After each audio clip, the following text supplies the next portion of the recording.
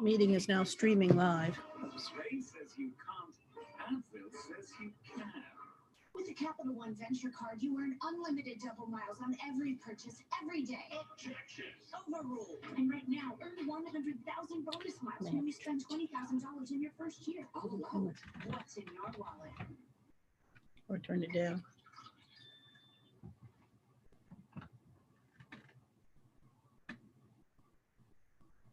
Is it on?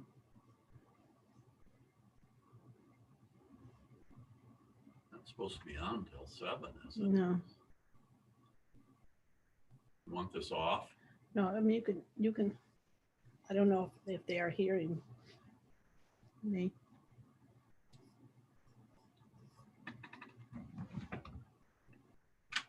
Oops, that's not what I want.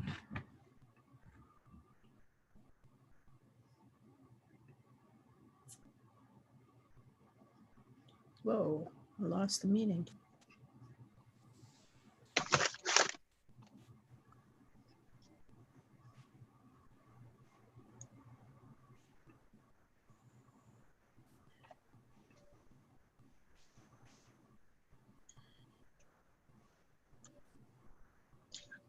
Linda, Susan, the link on the town website to the Zoom meeting is corrupt.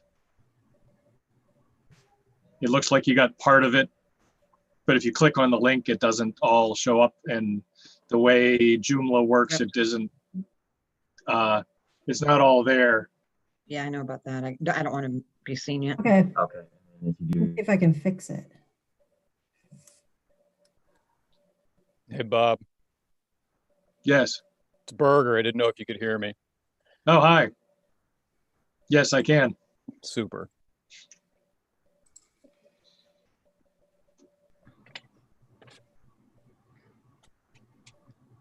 The meeting ID and passcode are on there. All right, I can't,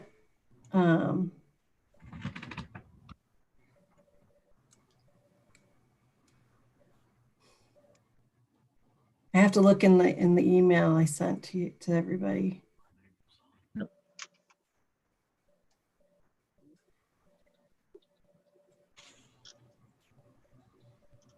Of course I can't find it. That's why I didn't join in, because I was trying to see if I could fix it, Oh, but I don't have access, so.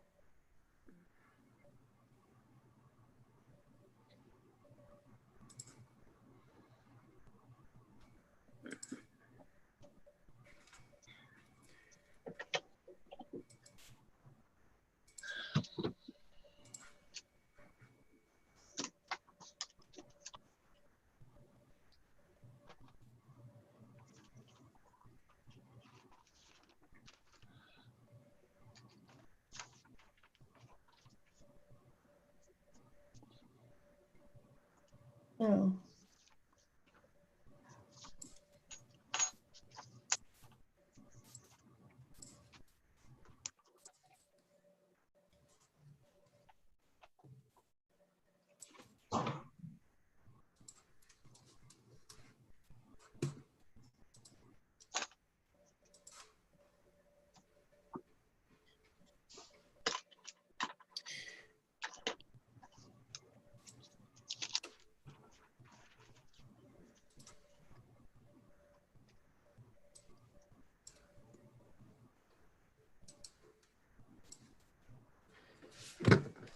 Weird.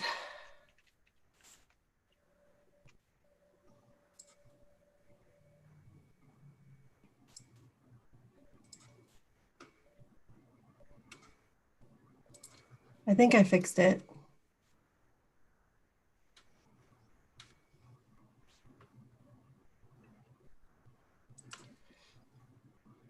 I think so.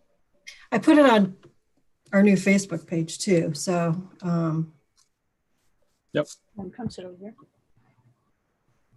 and there's Yes. a lot of people on, so Yep. I figure at this point in time, 7 months into a pandemic, most people are familiar with Zoom. Yep. Oh, yeah. More than I would have thought. My parents are, every time I call them, like, well, we're in a Zoom meeting with our friends. Like, okay, I'll call you later. Let me know when you're done. We're still at the point where, let me see, I haven't seen my parents in probably a year and a half. Oh, I've talked to them, emailed a whole bunch, but I haven't seen, I take that back. I have seen non-live meetings or photos. That was probably the last time I saw your dad. No. It's not here. Yeah, it was over here.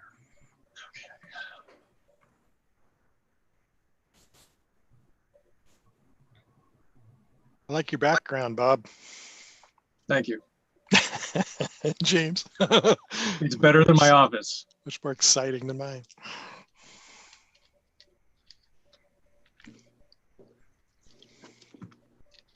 I can't see me. Oh.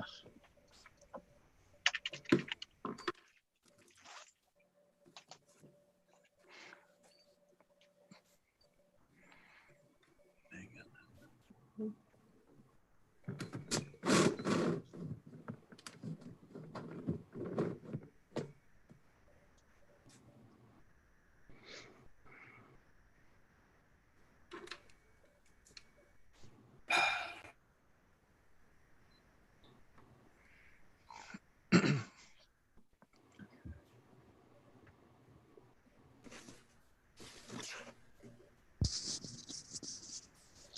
So we have Hal, Betty, Lee, and me. So we do have a quorum so far. the only person I heard from was Dwayne, and he said he wasn't gonna. Okay. And I believe Victoria has also not, Okay. or has excused herself. Let's say, leave it that way. We might get Tim, who usually phones in.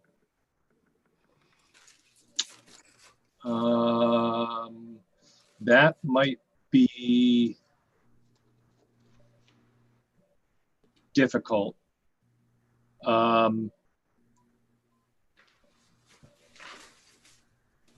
Because, well,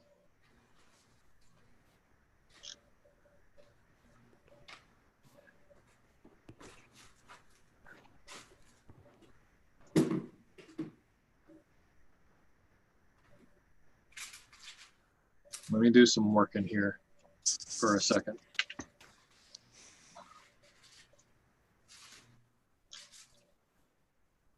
Only reason I say that it might be difficult is that you posted the link, but there's no dial-in phone number on the website. It's right underneath it. Um, No? yeah, the meeting ID. You have Oh, the the phone one tap mobile number. The phone number's not there? Where did the phone number go? I thought it was. There's the Okay, 929-205-6099. Let me, I'm not seeing it on the website, weird, because at least not in a form that I recognize.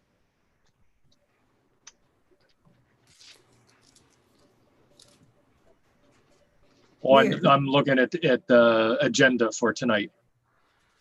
Is it on the agenda? It looks like there's a 301 area code, Yeah. but that's the only one, in a 9, but it's hard to tell what it is. The 929 and the 301 are the phone numbers, Okay. but I think that's set up so that if you're reading it on mobile, you can just hit it and it'll call in. Oh, that's the one tap mobile. Okay. Yeah, the formatting is weird. Yes. And it may not be obvious to somebody who doesn't get a million Zoom invites what that is. But that is the phone number. Okay. I'm not too worried about it because obviously we have more than a few members of the public who have managed to get in. But and Joe has managed to get in.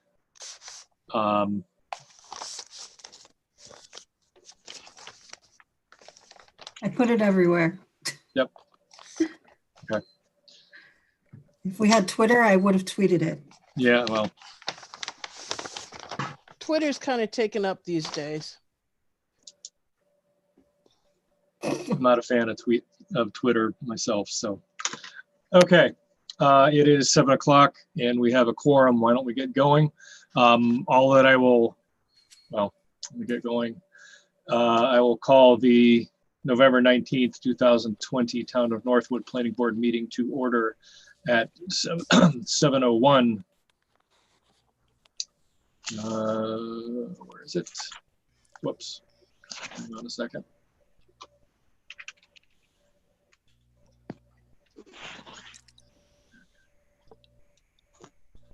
Due to circumstances associated with the coronavirus pandemic and pursuant to Executive Order 2020-04, which declared New Hampshire to be in a state of emergency due to novel coronavirus COVID-19, an emergency exists as defined by RSA 91-A:2, paragraph 3 for the November 19th, 2020 Town of Northwood Planning Board meeting. Board members who are unable to attend in person may participate via electronic communication and will be deemed to be present at the meeting for purposes of quorum and voting. At this point, I would request that all non-board members mute themselves when we, just to avoid feedback and interference. When we open the public comment section on a case, at that point, I will ask for you to draw my attention so I can call on you and unmute you. Thank you. At this point, we'll do a roll call, or not a roll call, vote. That comes later. Roll call of board members, please.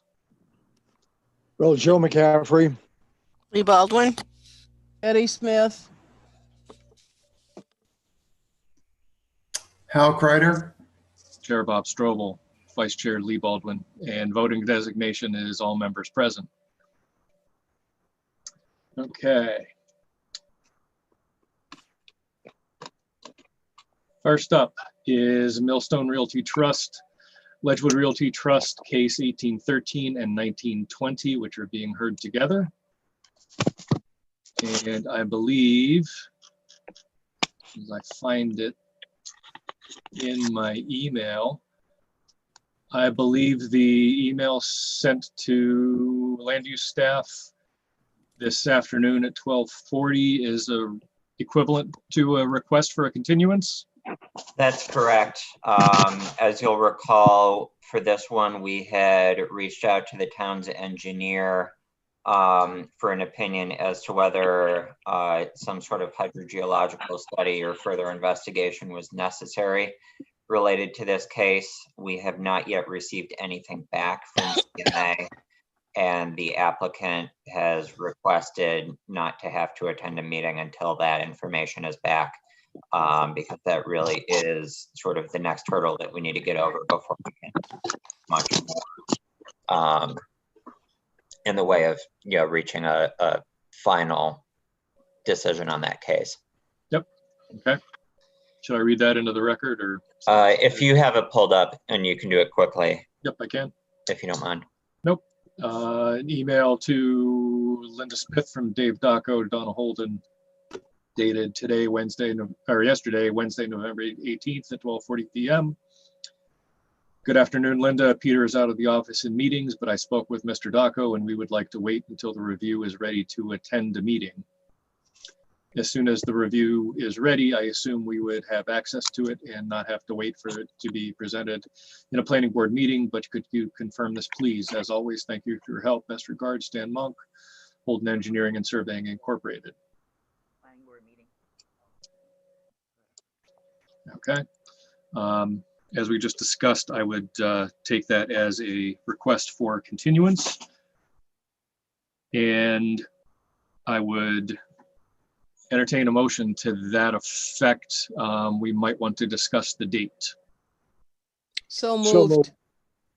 Second, December meetings are Thursday, the 10th and Thursday, the 17th. So we'll motion by Betty Smith and second by Joe McCaffrey. correct. I heard Betty first. Yes. Do we have any expected time frame on the review? Have we heard anything from town engineer or whoever on that? It was just sent out the end of last week, I believe, either late Friday, that I received the funds and sent the okay out. So it's possible with a short week next week that it would be, I would anticipate that we would have it for that first meeting in December.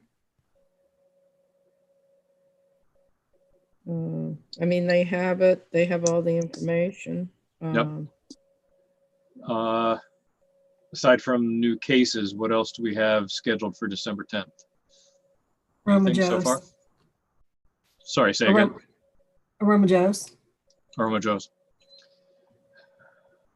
We will also hopefully be putting a hearing for zoning amendments on one of those meetings. Oh, yeah. We may want to consider having, oh no, that's the 31st. Well, the other issue is that they will be, we have a variance request, Mm-hmm. and that will be heard at the very end of December on the 28th. So not that that is really hinging the decision, but we would know more, and maybe it would be best to go at the first January meeting. I think it's going to be difficult to try to crowd that the first December meeting. Yeah, I wasn't thinking of this first December meeting. I was thinking of this, the 17th myself. No, that's possible. But it's not solely my decision. Another thought, and I understand that you can do it either way, but making any type of a approval contingent on getting zoning board approval, I have always felt that puts pressure on the zoning board going into it. But then they're going to be a couple of months with that anyway, just like the two meetings for the planning board. They're doing 2 meetings for their applications as well. So see how it goes. Anybody have, any member of the board have an opinion on when? I think Tim has chimed in or has phoned in. Is that you, Tim? I just 942-5463. Sorry. Yes, that's him. Okay. So First, Bob, as a second, I would just defer to the, obviously you've, I think, covered the availabilities. I have no clue as to which one is going to work out the best. I think, your assessment there and James is, and Linda's is probably just go in January. That seems sound. Am I right? Or is it, in other words, I'm saying the waiting is worth allowing the end of the month what was it? I'm forgetting the actual transaction, but that has to be dealt with for them, end of December. Well, that's the zoning board hearing, I believe, is what Linda was referring to. Hal, you have your hand up. Yeah, I guess I'm more in favor of giving them a chance to come in. Maybe the 10th is a little tight, but maybe come in on the 17th in the event that they do have it. And I guess my recollection on the zoning thing was that I don't want to put words in the zoning board's mouth, but I thought this was one where it looked like there was some general agreement or something, but the I's weren't dotted and the T's weren't crossed. Or am I confusing that with a different case? So if that's the case, I'm thinking I think Linda's right. We don't want to prejudice the zoning board, but if it was more of a formality going back and getting that, then I'm not so sure that has a substantial effect on it. I don't know that I would describe it as a formality per se, but it was sort of an issue of they could see the plans, but the issue of, hey, this one crossing is in both the wetland overlay and the conservation overlay was not discussed under the prior request for relief. So they are going to be discussing a somewhat different situation from the first time. Right. I think that from my perspective, if we want to defer to the applicant and give them an opportunity to come back in December, we can put them on the 17th. And worst case, if they aren't ready, either because they'd prefer to wait for ZBA or they don't, or for some reason it's taking especially long around the holidays and we don't have that letter back, we can just continue again to January at that time. And hearing what they have to say from the expert does not preclude us from waiting for the zoning board, does it? I think that you would have the ability to withhold your decision pending a decision by the ZBA. Mm-hmm. I think it's up to you to decide whether you want to be that formal. As I talked about in the memo, when we are dealing with issues where there may have been some confusion about what's needed, or somebody may have asked us for a list and we didn't give them a complete one. I typically would prefer to see that ZBA action come first, but in this case, I'm certainly willing to accept it as a condition of approval. But from a process standpoint, it's really 6 of one, half a dozen of the other, because that ZBA approval has to be there before they can get final approval and have the plan signed. So they can either be working on their materials. If we're waiting for the ZBA to decide, they can have all of their final planning board materials ready to hand to us the day after we approve.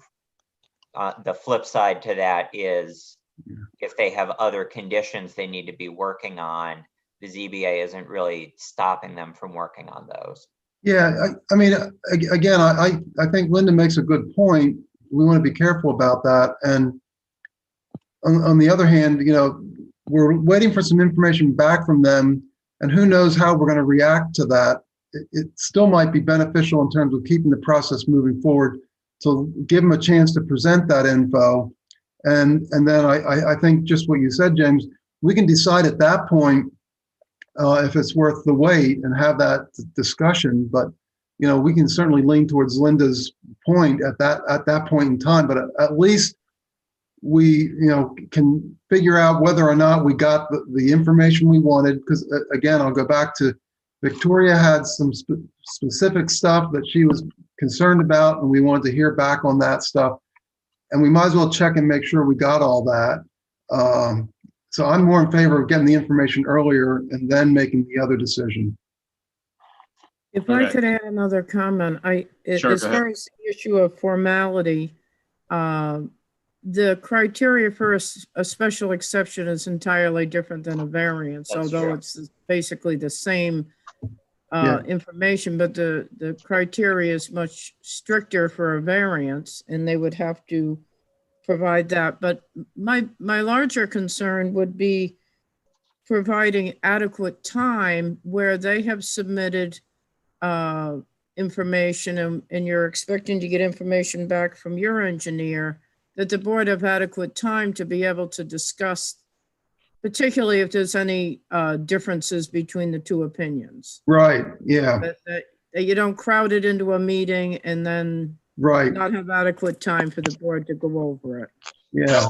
I'm, That's why I'm leaning towards getting it now, and then we can have that other discussion, but I'm a little bit leery, to tell you the truth. That's why I'm kind of anxious to see what the response back is.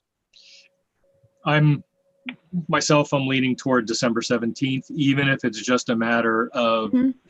saying, we've received the review from the town, we received information from Holden Engineering, we would like to take, I'm just supposing this, we would like to take, the latter half of December to review it and continue Digest it in it. January.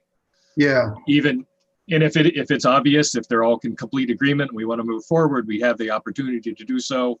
But this case is complicated and has been drawn out, and I don't think another month in the middle of winter when excavating is not going to be occurring would be, or not another month, but another couple weeks. yeah, Delaying from January 17th to January 10th, or continuing, right, I don't think would be that detrimental. right. So I think we have a motion and a second. Did either of those contain a date?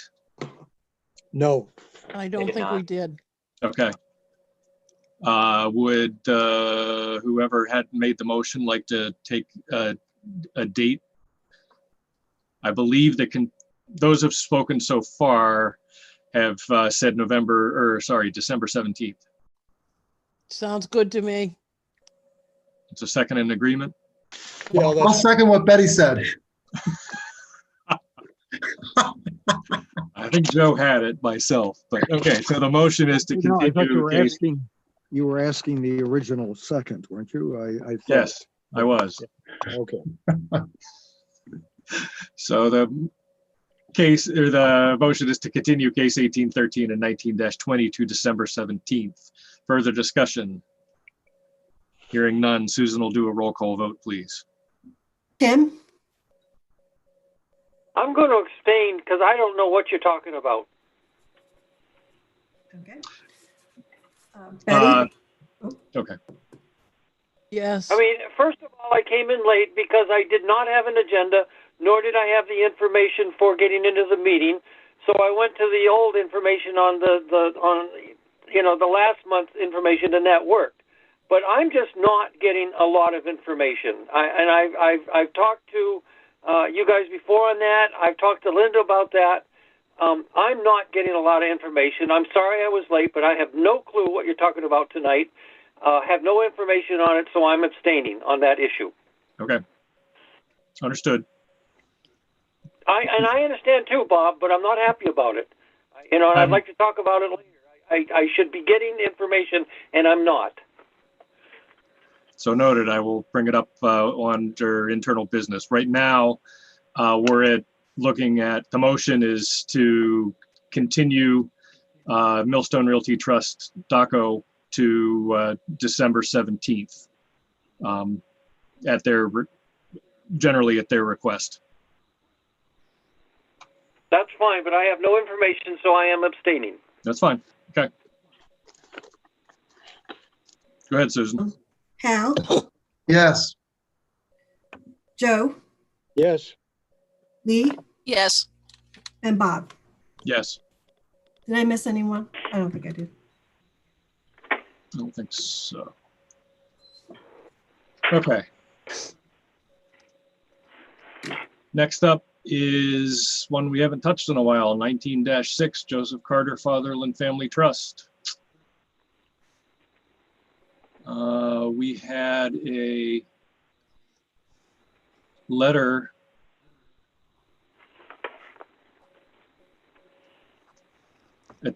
emailed back on the November 17th. Whoop, there we are. 16. Yes. Sorry, I was behind the screen. That I'll read into the record.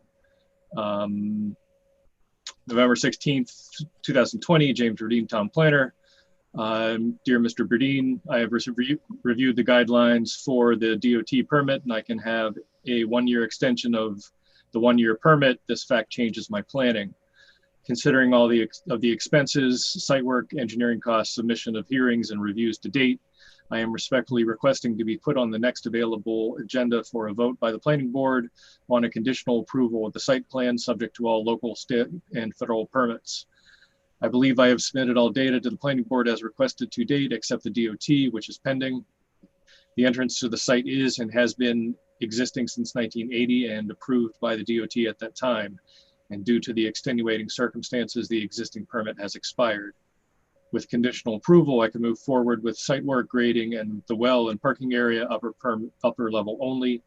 The lower level was a $600,000 investment and not conducive to the pandemic and economic situation.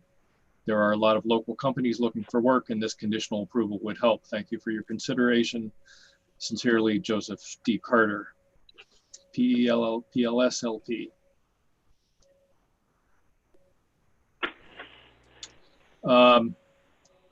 It has been, I'm trying to think of the last time we had this. The last time we had discussion of the merits of this application, I believe, was February. We had a brief update from me when I received some correspondence regarding the driveway permit in July. But it's been approximately 7, 8, 9 months since we've seen Mr. Carter.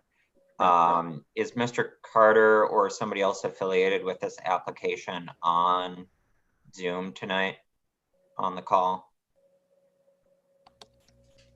There are a couple people who are generic identified, iPhone 637326. I believe I recognize everybody else. In that same email thread, that the request was originally a little bit more complicated. I reached out to Mr. Carter via email last week to check in because it had been so long. He initially sent me a request that was more or less, please table me until further notice, again, thinking he needed the driveway permit. And then it was that new information that he would be able to extend that it wouldn't expire as quickly as he thought it was going to, that I guess made him want to come back to the board. I have some concerns, since we haven't discussed this case in so long, with acting on it tonight for a variety of reasons. One of those being, I know I gave you at least a couple days advance notice to start looking back through the record for that case and to let us know if you needed old materials. But I think that since it's been so long, the board could probably use more than 2 days notice to remind yourself of a record that's 1.5 years long. I also think that for this case, since we have essentially been continuing procedurally for so long, I think the board needs to ask itself whether abutters or members of the public who have an interest in this case can reasonably be expected to have followed that string of continuances for so long and realize that this case is now being taken up again, and that they would conceivably have another opportunity for input. So what I'm driving at is that even though we have, met the letter of 91A with our string of continuances, I think the board should discuss whether it would be better to renotice the application at the applicant's expense, because it has been so long, to give abutters notification that yes, we are taking this up again. We are discussing the merits and we're potentially going to reach a decision. Legally, I don't think we are required to do so, but I think it would be better practice to do so after such a long hiatus. Got a question, Bob? Go ahead, Joe.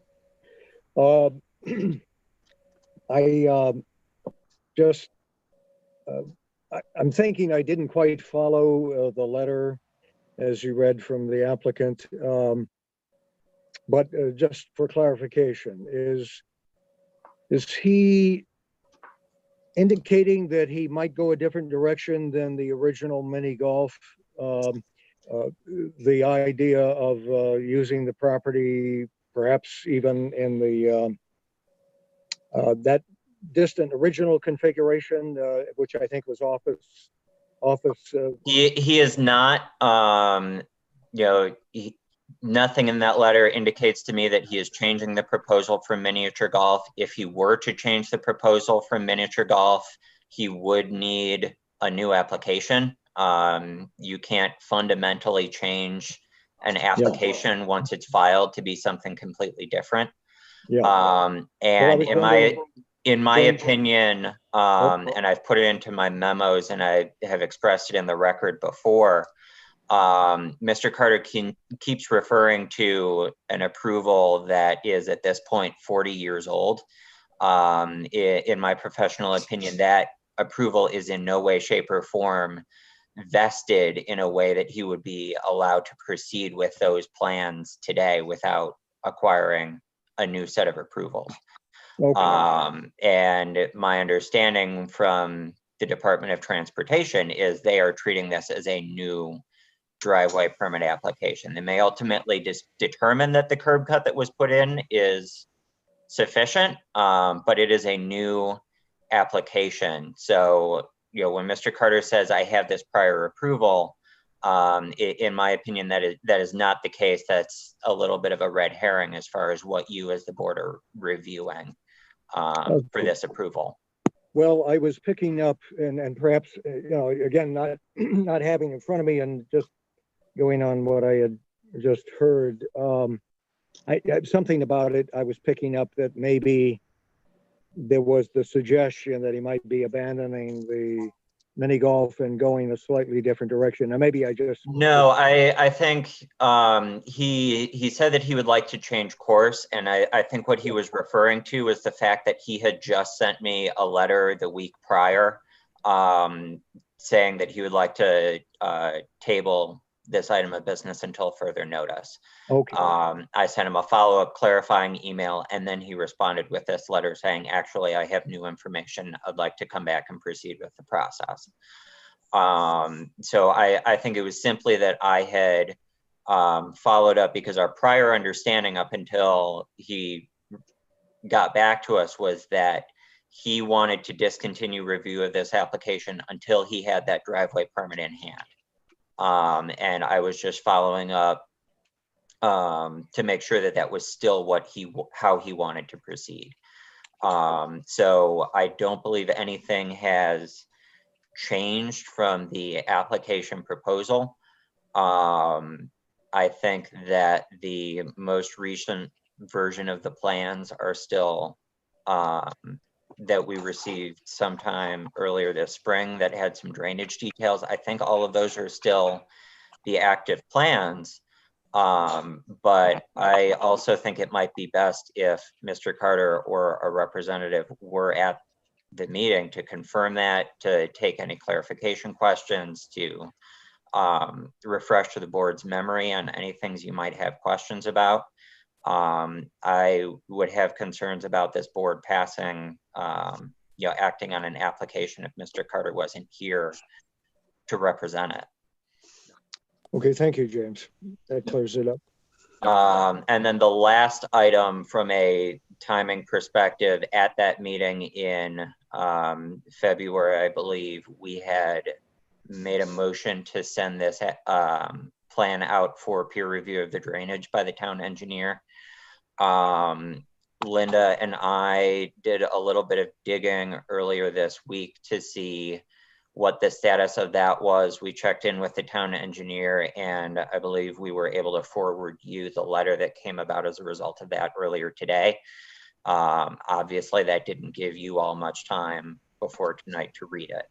So for all of those reasons, I would suggest tabling until December, catching up, and hopefully we can follow up with Mr. Carter to make sure that he's here next time.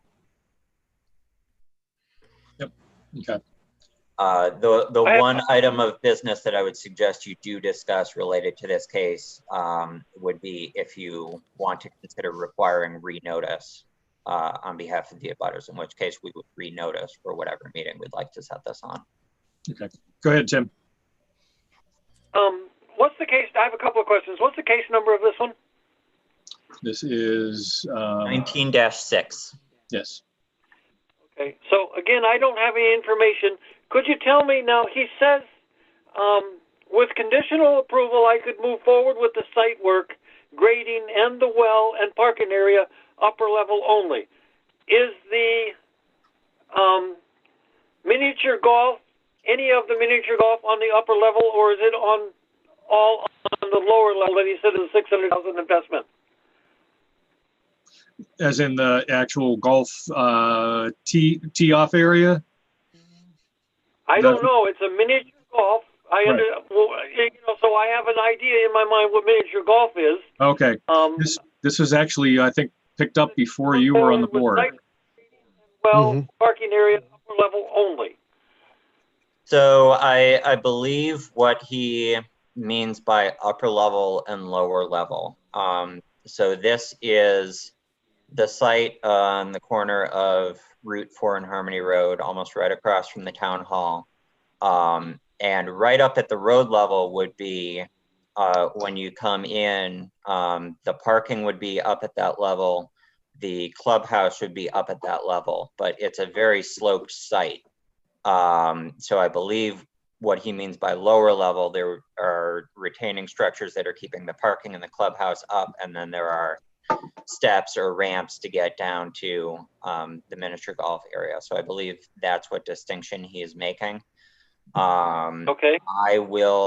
I can hop on my server right now and send you the prior staff reports that I have. I don't know that I have a site plan in a easy way to forward right now, but town staff can work on that after tonight. There is. I can send that out. I have it pulled up in email. Okay. So I would like that, but hopefully later in the meeting, we're going to have a general conversation, because I am just missing a ton of information and I would like to get it. That's being part of it. Understood. Can I ask a question at this point? Tim, I just sent you, did you get tonight's agenda? Oh, well, you mean since I sent you an email a half hour ago? I just sent you the agenda. Did you, so you can follow along if you need to? Yes, I did. Yes, 6:31, 7:31. I got the agenda. I did not get it before that, though, and I did not. Normally, I get information about the Zoom meeting and all of the numbers. I did not get that. Okay, that's on the agenda, but we can discuss that later. I just want to make sure you could open the agendas to follow through tonight as far as the cases. Well, and that's another thing, and I brought that up in my email to you a couple of weeks ago. So when I get an email from you and I get something that I need to open, and I open it up, and it comes right up every time from you. When I get something from Susan or the planner, it doesn't come up. It just doesn't. But then if I X out of email, there it is. And I don't understand that. So with your emails, it comes right up. So let's say the planner recently sent us 4 different cases on one email. So as I explained to you in my email to you, what I have to do is click on one, then shut the email off and it'll come up. Then I have to, so I can then print it. And then I have to go back into email, click on the second attachment, shut the email off, and it pops up. Third, same thing. Fourth, same thing. Only with. Well, So I don't know if we'll you can hear definitely me. try to, we'll I try to would work like you through all to take a that. pause. Please pause. I am paying taxes in this community. Yep. I find this to be ridiculous. Well, I find it very, very disturbing. I think Tim has a very good point. But when we are spending money to be in attendance at this meeting, this is not the time to argue over these issues. I'm trying. I think it is very important to address these issues, but this is not the time. Please stick to the agenda. Well, so noted. Tim, it sounds like you're having technical issues, and we can address that at either internal business or I'll put on my day hat. It's not that you're being forgotten. Okay. We have proposed, James has proposed that we address renoticing if we would like to do so.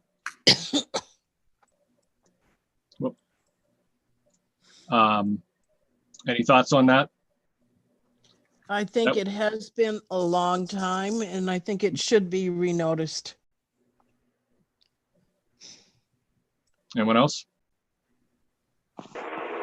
I guess I don't feel as strongly, but is there some alternate way? Or maybe Linda, how much does it cost to do this?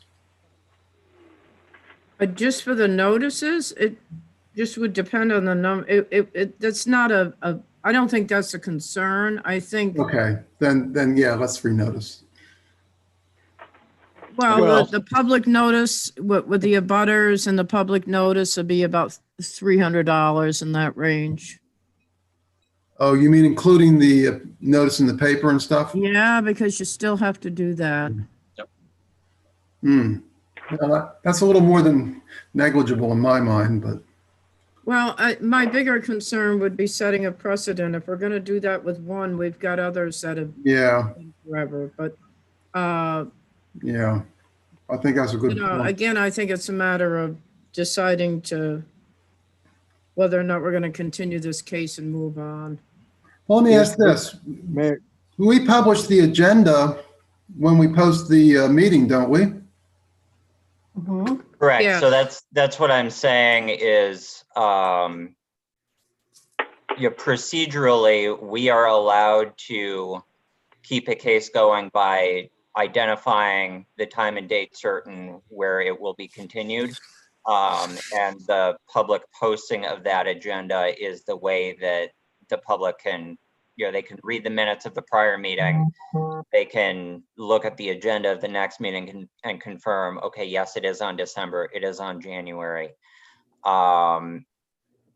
So I think that, to put this on December now, hear the case in December and render a decision, I think that would be legal because we legally noticed originally. But I think it is also worth at least asking the question of whether that is meeting the spirit and intent of notifying the public. If it's reasonable to expect that everybody who wants to chime in regarding that case has followed it for all this time. Yeah, I have to go back to what Linda said, though. That's a very, very slippery slope. And once you start doing that, okay, so what's the criteria? Is it 10 months? Is it 6 months? Is it 12 months? And oh, you did it for them. It was only 6 months, but you're doing it for me when it's 14. Now that we've had a little more discussion, I'm against this. Well, let me ask if I can, Joe. Bob. Go ahead. Is there, the point that James is alluding to, if, aside from this being on the website, or that's really the only place somebody's going to find this, maybe might be something posted to the door of town hall, but or the the little view box there, but that's kind of useless. So there is the problem that there are people that no doubt would be interested there. They may not be tracking our exciting moments, every month or every week or every other week. And so, yeah, they might miss it. On the other hand, is there any way, let me just say in that regard, is there any way to email the abutters just as a perfunctory, assuming we have their emails, or in some other way contact them, maybe dropping them a snail mail? So I would speculate that we don't have an email address for certainly not all of the abutters. I don't know. I would probably only be able to guarantee that we would have them for people who have actually emailed testimony to be submitted. So I would recommend against using a format where we may be able to contact some of them, but not all of them. Well, I think the options are either we mail notices, or we just continue to a date and time certain like usual. I will say I'm considerably less concerned if we continue to a date time certain tonight, and as a result of this conversation where we have now said on the record this case will be discussed on the merits again at the next meeting. I think there's a much stronger chance that people would find out about that and be able to participate next time. Whereas if the board was ready to render a decision tonight, I would have serious concerns about whether those people would have expected that they should sign on. That makes some sense, James, but how are they, just speaking to that, how are they going to find out?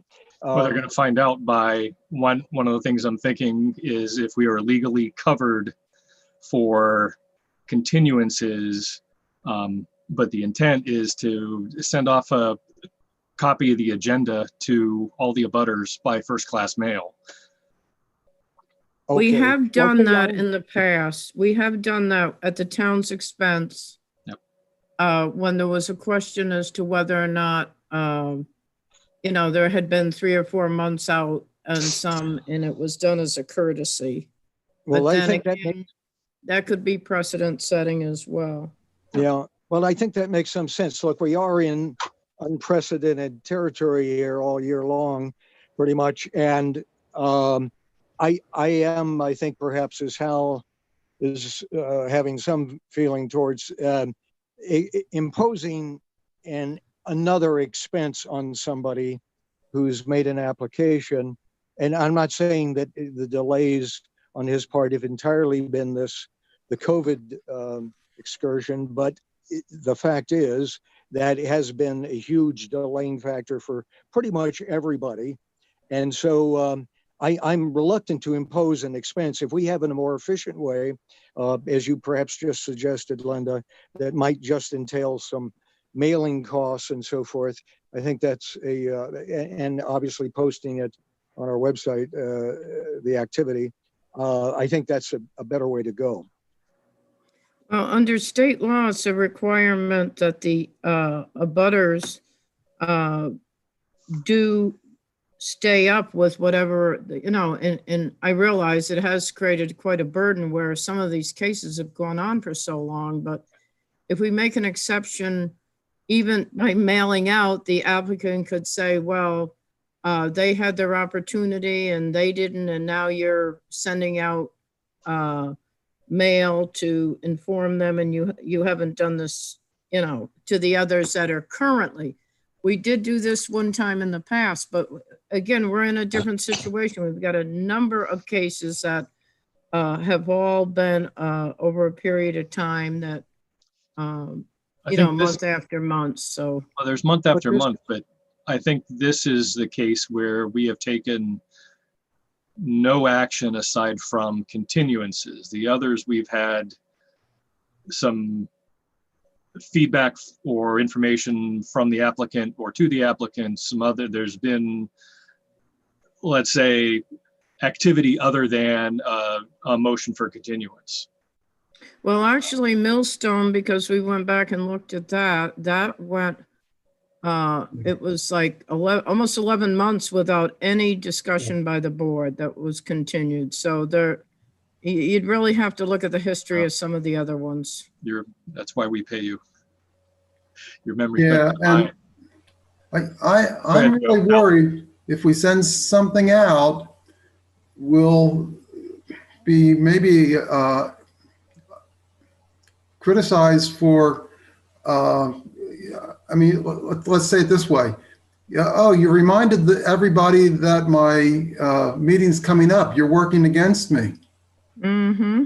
Exactly. It could be used the same way, right? I think we're on a very slippery slope and we should just follow the law. Okay, other thoughts or thoughts on that discussion? But by the same token, the abutters could come back and say, well, we didn't know anything about it. Well, the that's their abutters were fault. required to write. They were notified at the beginning when the case was called, and as Linda stated, they are required to keep informed. I'm worried that we show prejudice here. Tim, or anybody else? Joe? Well, I accept that. I mean, that's a good point. We have the problem there that this would be, whether you call it showing prejudice or exception, and that is creates a little bit of a dilemma. We happen to be in a dilemma season here year long, and I don't know. I mean, there's all kinds of exceptions made on the account of COVID. So I don't know that this exception could not be excused on the grounds that these were extraordinary times. Now, on the other hand, I do accept the ideas expressed where, I mean, people should keep up with it. We have put it on the agenda off and on, in this case, extending this many times. But anybody checking on it who is concerned, I guess, is somewhat responsible for following that. So I kind of go along with a little bit of both sides of it. I'm not advocating really. What I did say was, though, that I don't know that it's that extraordinary simply to not do the official notification, but merely notify those who were the abutters originally. I don't know.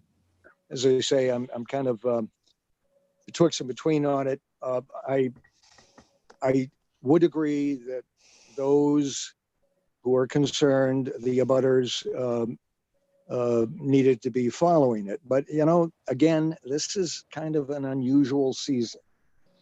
So I'm leaving it there at the moment. So what I'd suggest is that, and I'm suggesting this before I actually make it, just so people can have a chance to think about it.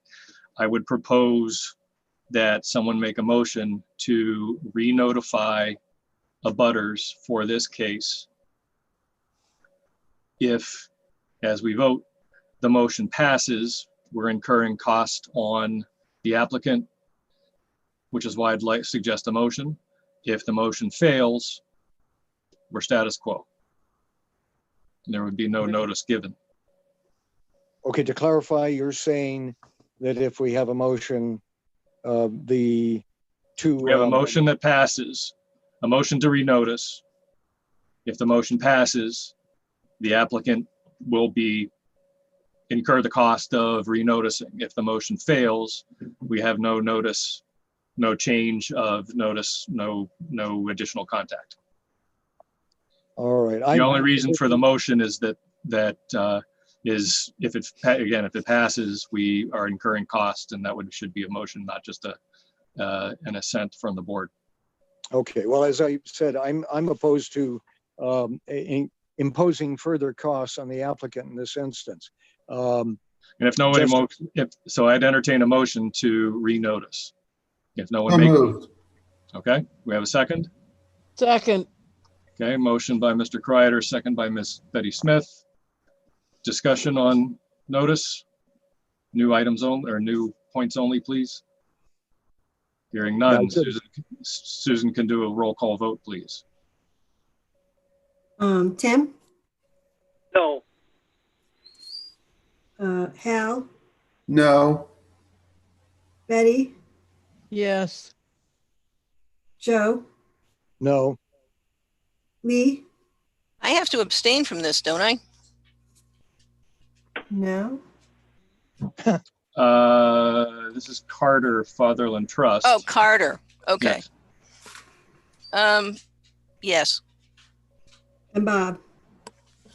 No. Okay, so that's Believe 4 it. no's, 2 yeses. Okay, so no renotice and no contact of abutters. Good discussion. Okay, yes. Good point. That is something we should probably discuss at some point. Yeah. Is something like this. Yep. Okay, so we did renotice. I think we are at the point. Do we have anything else to bring up on this aside from a date and time certain? I don't believe so. Okay, I'd entertain a motion to continue to a date that we can discuss. We have Aroma Joe's on December 10th. We have DACO on December 17th. We have a public notice, I believe, on the 10th of December. And we have another one in January. I'm offhand, I'm thinking of a date in January to continue this to. Bob, you're thinking skip December entirely? Mr. Chair, the request did say the next available meeting. So I think the applicant does have a preference for acting sooner. It was just the fact that when we received that and he was already on the agenda for tonight, that seemed way too quick to me. But I would suggest one of the December meetings. Is Roma Joe's still thinking that they're not gonna want us to act until we're meeting in public? I believe we are expecting at least a status update from Mr. Frankowitz. I don't want to, you've received testimony on that case. I don't want to talk about the details of any, but I think that the applicant is planning to at least respond to the testimony that you received for the purpose of discussing exactly the process going forward. So while I don't know that, I don't think it will be a 5-minute continuance. I think there will be more than that. Yeah. I'm offhand, I think the only thing we have knowingly scheduled for December 17th is DACO at this point. That would be my preference myself. So I'll make a motion to continue to the 17th of December. Second. Okay, so motion by Mr. Kreider, second by Ms. Betty Smith. Discussion? Hearing none. Susan Goodell, roll call vote, please. Lee, Yes. Joe, Yes. Hal, Yes. Betty, Yes. and Tim. Yes. Yes. Oh, I'm sorry, and Bob. Okay. Sorry. Okay, thank you. Next case is 20-6, Ray Properties LLC, which we heard last week. And we got some new information from them, Ms. DeVoe, earlier this week. And I see you got your correct Zoom name in. I do. Thank you. Sorry. Amazing what you learn However after the first you want time. to say it. Okay. Let me pull that up here.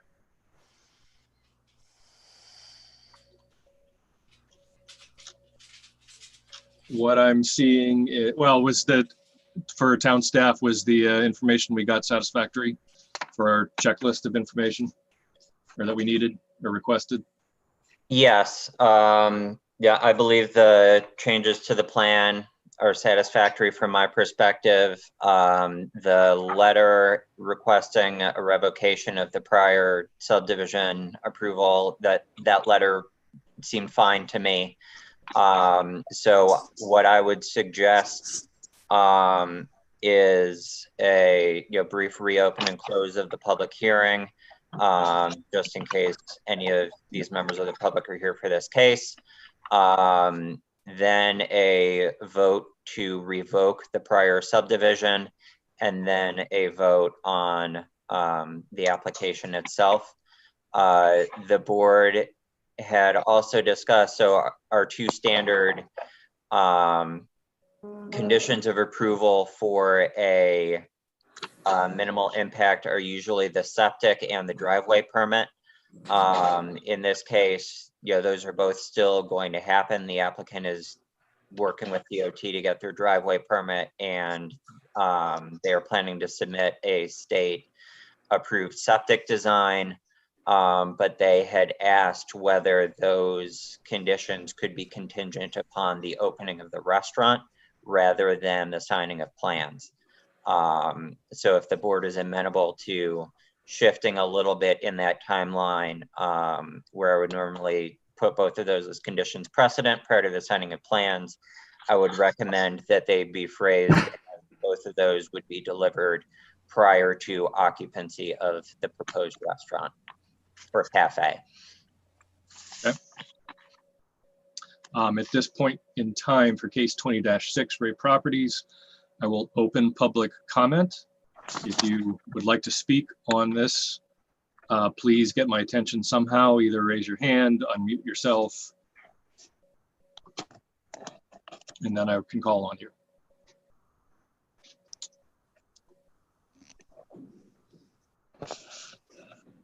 Raising your hand also means that you need to turn your video camera on if you have not done so. Okay, I have not seen anyone, so I will close public comment for case 20-6. And I would entertain, I guess we need a motion to revoke the prior, or accept, yeah, how would we phrase that? I believe it was. You said it. Subdivision 19-9. Sorry, I'm just trying to find that case number. And I know I put it in an email to somebody earlier today. I saw it and I printed it out, but that's still at the office, and I think I have it actually. Must we do it by it was in the email. Must we do it by case, or can we do it by the lots? I've got it. So what I had suggested was that Ms. DeVoe, as the successor to Highland LLC, who had previously subdivided map 222 lot 29, she submitted a letter stating she has no intention of completing the necessary conditions of approval for that prior subdivision, which was application 19-9, and instead request that we revoke our approval of that case. So moved. Second. Okay, motion by Mr. Kreider, second by Ms. Betty Smith. Discussion on revoking 19-9 approval, subdivision approval. Hearing none, Susan will do a roll call vote, please. Eddie, Yes. Tim, Yes. Al, Yes. Joe, Yes. Lee, Yes. and Bob. Yes. Okay, 19-9 approval is revoked.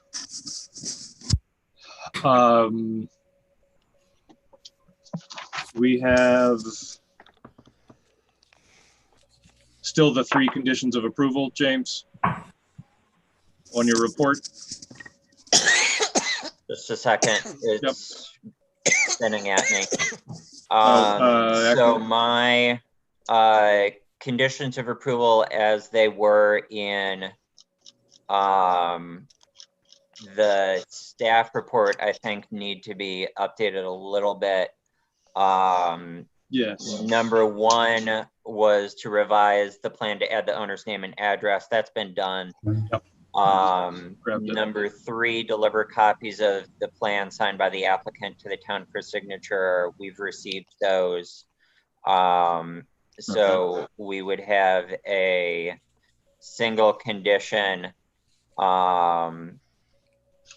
Yeah, the DOT driveway. Of prior to occupancy for the proposed cafe, the applicant will acquire and provide copies of all necessary federal, state, and local permits, including but not limited to an NHDOT driveway permit and a state-approved septic design. Okay. James, was that predicated on, you had said something about for occupancy. Did you say that? Yes. Yes. Required So occupancy. I normally have the numbered conditions and then I break them up by the milestone by which you have to provide all of those conditions. So condition of approval, milestone prior to occupancy of the cafe. Okay. State and local permits. Thank you. Ms. DeVoe, you understand the conditions I as do. stated. So, okay, just like can to I, double. Go ahead. You have can I questions. ask Now's the questions? time to ask. So last week I had asked if I was able to open up the office, just the first unit, as it is now. So the Correct. real estate office in the So- first unit? Yeah, so that's why I'm proposing to structure it this way. Okay, great. That as soon as the chair has signed the plans, you would be able to open that office, or if you needed any sort of building permit, you would be able to pull that. We would need to wait for the state and local permits for the cafe. Perfect, thank you. Okay. So I would entertain a motion to approve case 20-6 with the conditions stated prior. So moved. I'll second. Okay. Motion by Ms. Betty Smith, second by Mr. Kreider. Discussion? Hearing none. Susan, I can do a roll call vote, please. Tim, Yes. Betty, Yes. Hal, Yes. Joe, Yes. Lee, Yes. and Bob. Yes. Okay. You will get a notice of decision in the mail shortly by town staff. Thank you so very much, appreciate it. Thank you. Thank you. Happy Thanksgiving to you all. Thank you. So just out of curiosity, when do you think you'll open up? I guess I missed that question. Yeah, I think. So I spoke to John at DES today, and she said I can open up. She wants me to install the septic right now. I told her realistically it probably wouldn't happen until spring. A lot of it was based on the decision tonight and the weather. So now that I've got the decision from you guys, it just all depends on if the weather holds out and if I can get it done quicker. Oh, sooner yeah, rather the than ground's later. plenty soft. The ground's plenty soft. Start digging. So far, so far. God willing, it will stay that way for a while. Okay. Thank you again. Before Thank we you. get into case 20-8, I am going to suggest we take a 2-minute bio break. Thank you. Yep. Back at 8:05 or 8:06.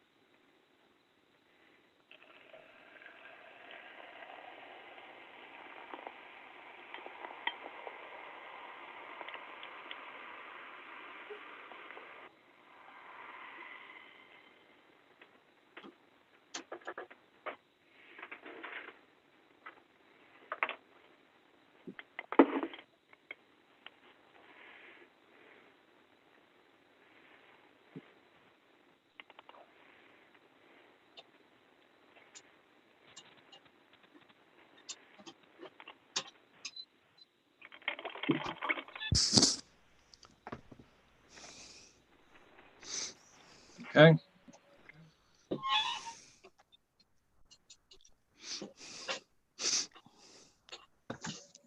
Jeff, were you planning to share your screen?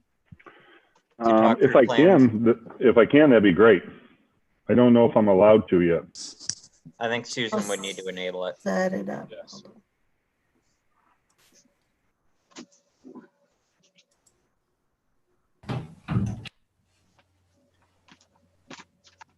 Okay, it should be all set. Perfect. Thank you. Okay, I will.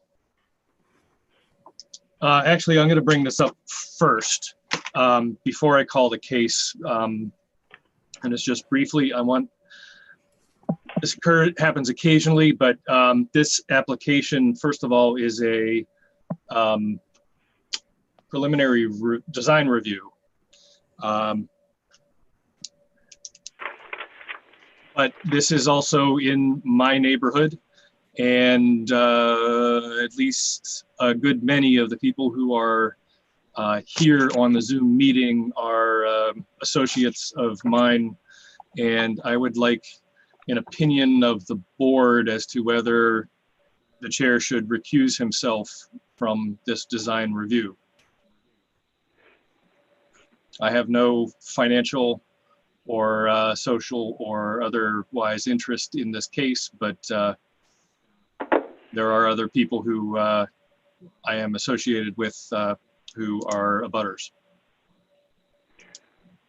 So I looked, I didn't see you as an abutter, is that correct? I am not an abutter. And you're I way down. am not an abutter to abutters. You're way down the road and across one intersection, right? Exactly. It's social connections only. Yeah. I don't think you have to recluse. I don't think it's necessary.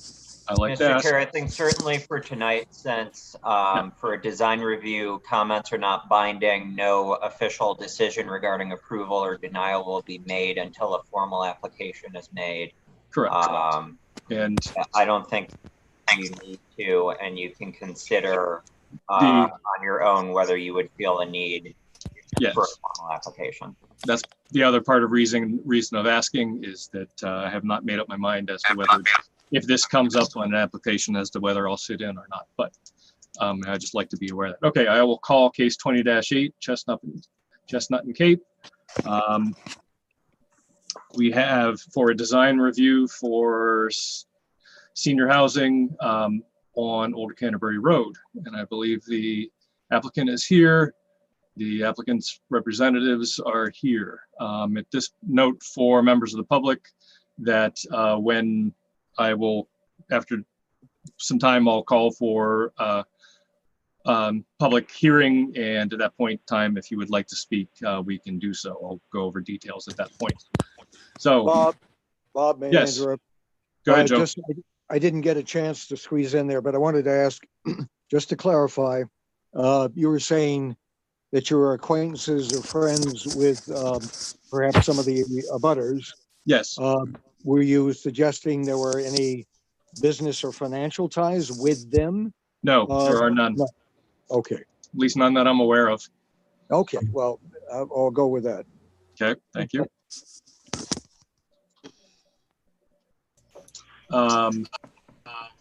Yes, okay. Give me a second, Linda. Unless somebody has it right in front, I'd have to pull it up from my email.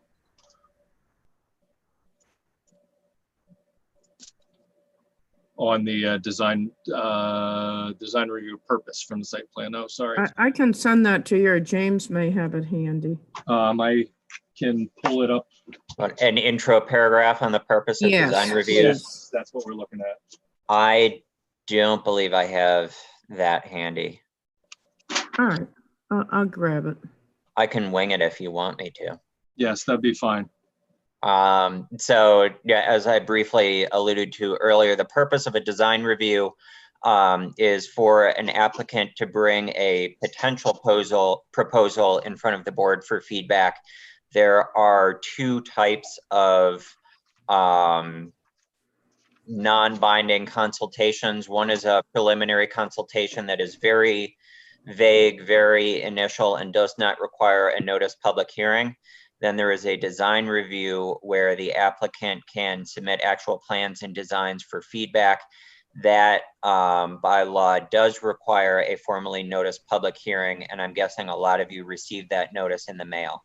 So that means that there will be an opportunity for you to speak tonight regarding the application. This is not a formal application for approval at this time. So the plans may still go through changes before an actual application is submitted. There may be materials that are required for a full application that have not been submitted yet. The purpose of these proceedings is for the applicant to get feedback as they are finalizing their designs, and all of those formal requirements for an application that can be approved by the board will need to be submitted with that application when it comes in at some point in the future. These proceedings, I guess, can last as long as the applicant and the board choose to keep them open. But they generally don't go more than 1 or 2 nights. Again, since the purpose is information seeking prior to submitting an application. So you are all welcome to follow along and listen as the applicant presents the concept, and then the chair will formally open a period for public comment, at which point you will be invited to speak if you choose. Okay. If the applicant or representative would like to give us an intro. Sure. Thank you. Mr. Oliva. Thanks, Mr. Chairman. Thank you, James. Jeff Oliva with Civil Consultants. I'm an engineer. We're based out of South Berwick, and we've been hired by Chestnut and Cape here to work on a development for an elderly housing, which is 60, based on your ordinance, 62 and older. What we have in front of you, and I'll share my screen in a minute, is a plan that comes off of Old Canterbury Road with 2 new entrances, and we have 11 new buildings. There are 21 units in there. 10 of the buildings will be duplexes. One will have 1 unit and then a community building in that. It's a paved loop road. We've had some discussions with town staff about this a while ago as we've been working through our process. We've met with the fire department to have them take a look at our layout to make sure that they were comfortable with fire truck access and circulation around the project. The property, as you see here, was in front of you folks, I think a year ago, where it created 4 residential lots. As this moves forward, as part of the process, we'll go through and dissolve that subdivision and create that into the site plan process.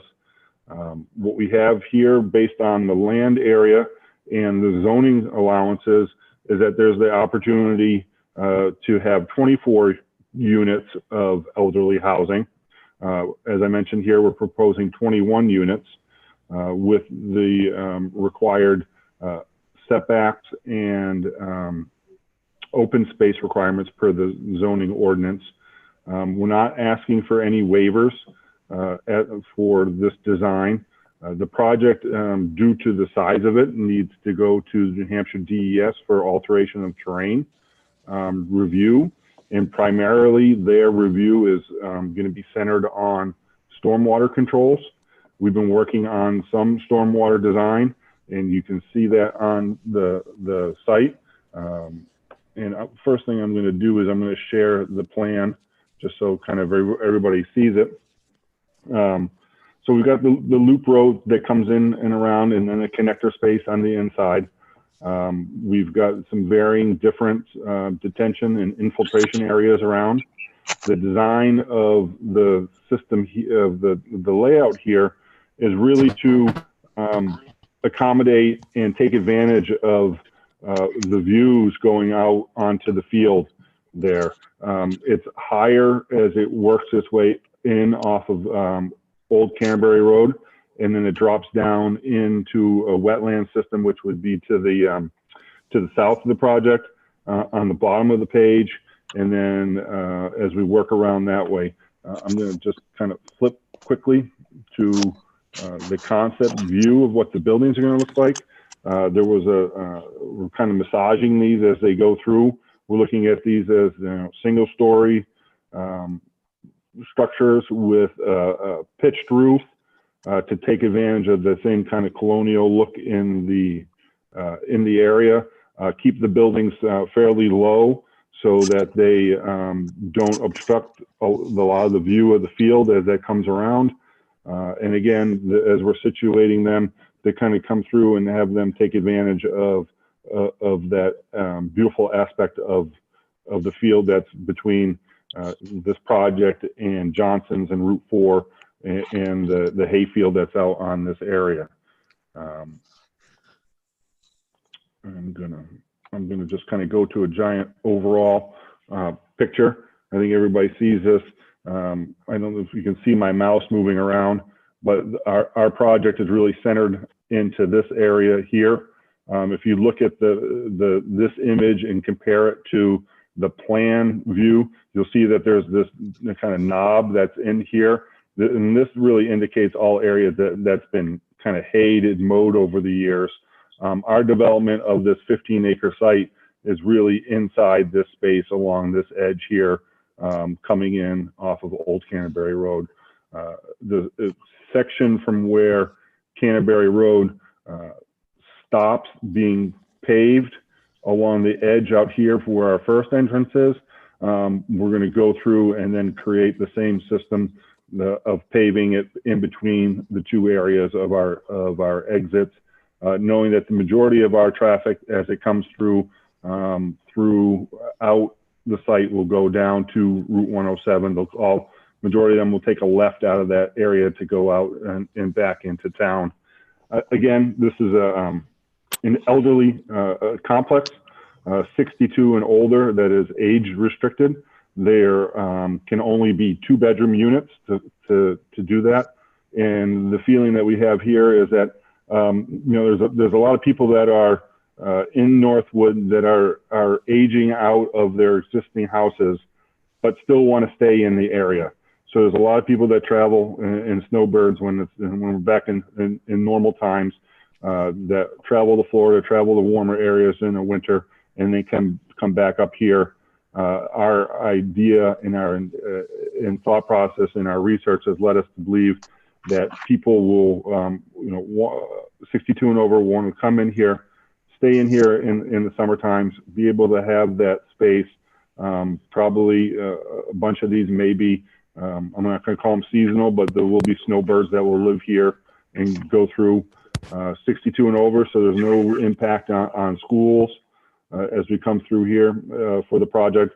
There's going to be a centralized well that will handle this, and on-site septic that we're working on to be able to accomplish taking care of this project. I guess I'm kind of answer a lot of questions, better at answering questions, I think, than a narrative. Questions from the board or town staff? Bob, may I speak? Go ahead. So just a couple of questions, Jeff. You mentioned 2 bedrooms. When I looked at the packet, it looked like the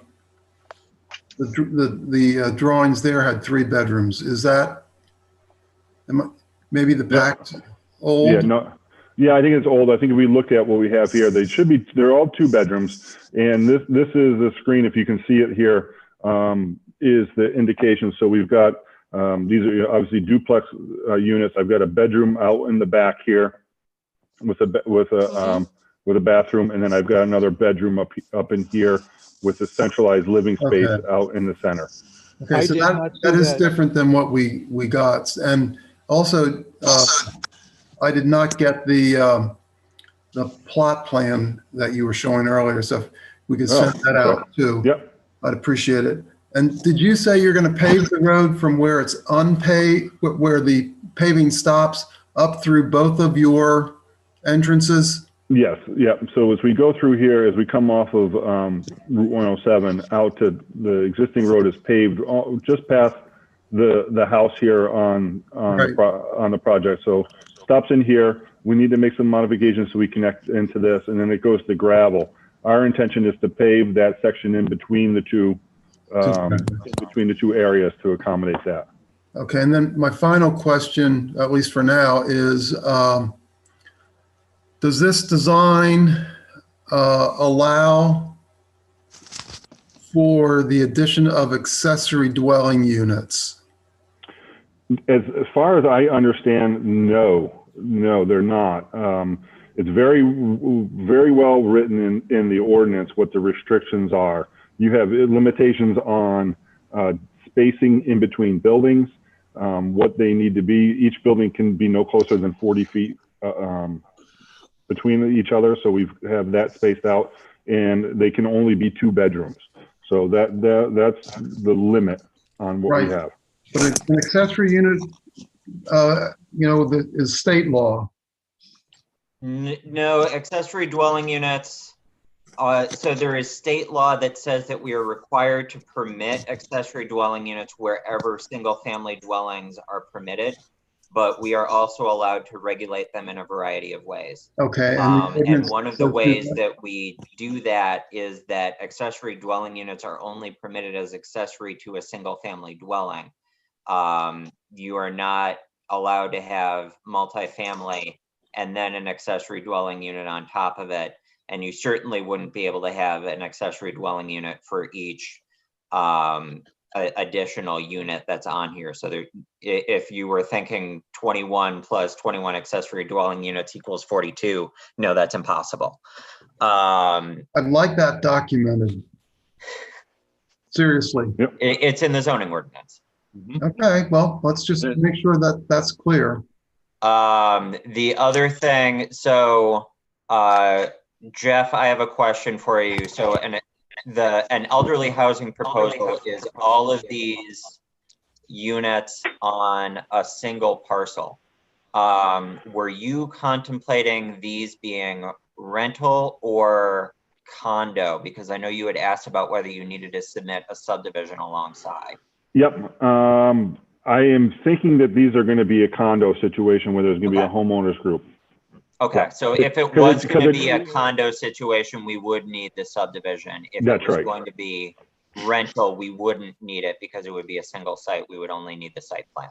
Yeah, and I think the reason being is that when looking at the interest that we have here is that people, I'm not going to say downsize, but move to a smaller place, that they sell that the tax advantages are there better for them to be able to purchase their own.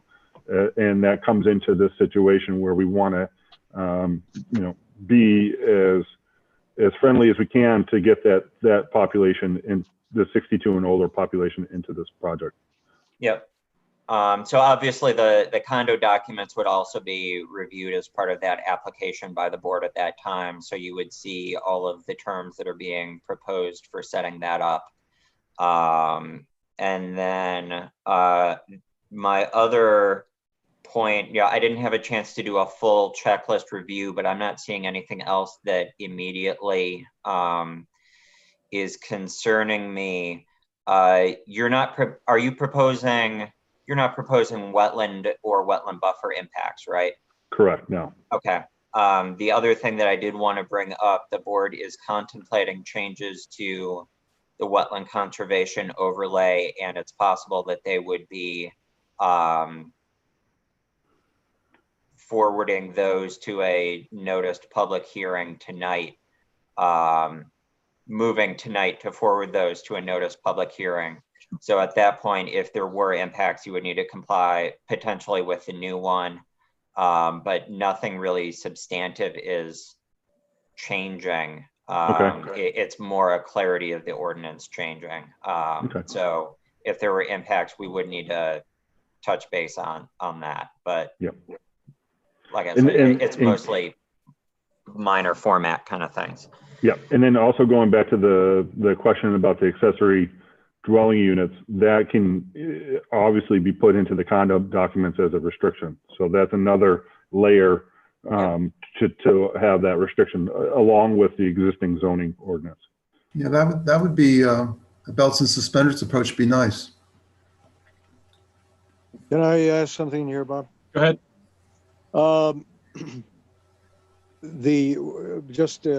First item, I didn't, like Hal, get maybe nobody else did, a representation of just the 2-bedroom unit. I have one that shows 3 bedrooms, also master bedroom plus 2. Yeah. So I'd like that clarified, or the document that's explicitly describes that layout. Now I understand that maybe a little bit of the architecture, whatever of the building might be altered here, but certainly the physical representation of the spaces, as in this case 2 bedrooms, needs to be clear. So that aside, I assume that's just a matter of doing it here, since it's already been said that's what the intent is. There's going to be a number of things here which I'd like to find out more about. I'm not going to try to bring it all up now, but regarding this road that is now, I don't know if we're currently, it's a town maintained unimproved road. It's a gravel road, except for a little portion as it enters out onto 107 there. And so I would bring up 2 aspects to this. One is the portion, as I recall, I did not drive this just recently, so I'm relying on a faulty memory, but as it goes out onto 107, I think that's in not very great shape, and I would advocate, for one thing, that any paving done in the gravel portion of this road as it passes by the proposed development, that the entire that portion going out to 107 be improved consistently at the same time.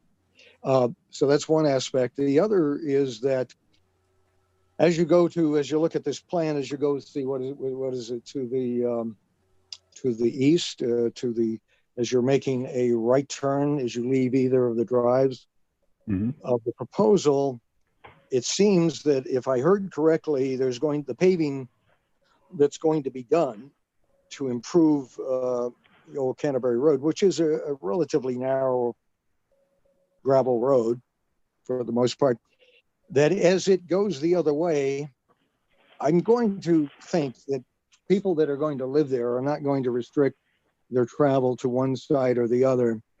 And I frankly think that paving should be considered for the entire length.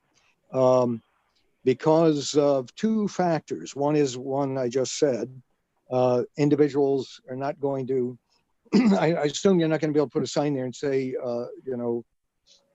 left turns only as you leave. So people will use both ways.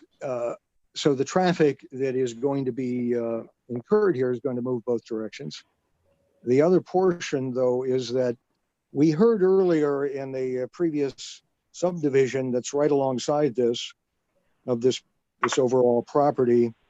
There were 3 lots we approved not too far back. We heard one of the abutters, one of the residents who lives on the road, referred to the fact that culvert that is right adjacent to this proposal is in not great shape. Technically, it needs probably, but I'm not going to presume to know from an engineering standpoint, it may be very fixable, but in any case, this road that I'm suggesting needs to be paved on that side that culvert needs to be considered. I'll leave it at that. I think that's an issue. If the culvert is failing, then obviously that needs to be addressed. But, even if this road, if it was a decision of the board not to advocate paving to I'm saying it's east right now, I'm not quite sure of my directions, but to the right turn as you leave the proposed property, that's going to incur additional stress on what is represented to be not a very substantial culvert. So that one way or the other needs to be addressed, I think. Okay, others who have questions, comments? Members of the board? I do. Go ahead. So, getting back to the roads, in the civil consultant memorandum under increase in vehicle traffic, it says that the Old Canterbury Road with an existing width of 15 feet, it is our opinion that the road will have to be widened. I'm wondering if, before our next meeting on this, if staff could let us know what kind of space there is to widen the road. In other words, what kind of a right-of-way does the town have? And then I'm interested in whose expense that's going to be in. In addition, I'm concerned, not only is this going to put additional traffic on that road, so I do think a lot has to be done with that road. I think that has to be a serious consideration as we go forward.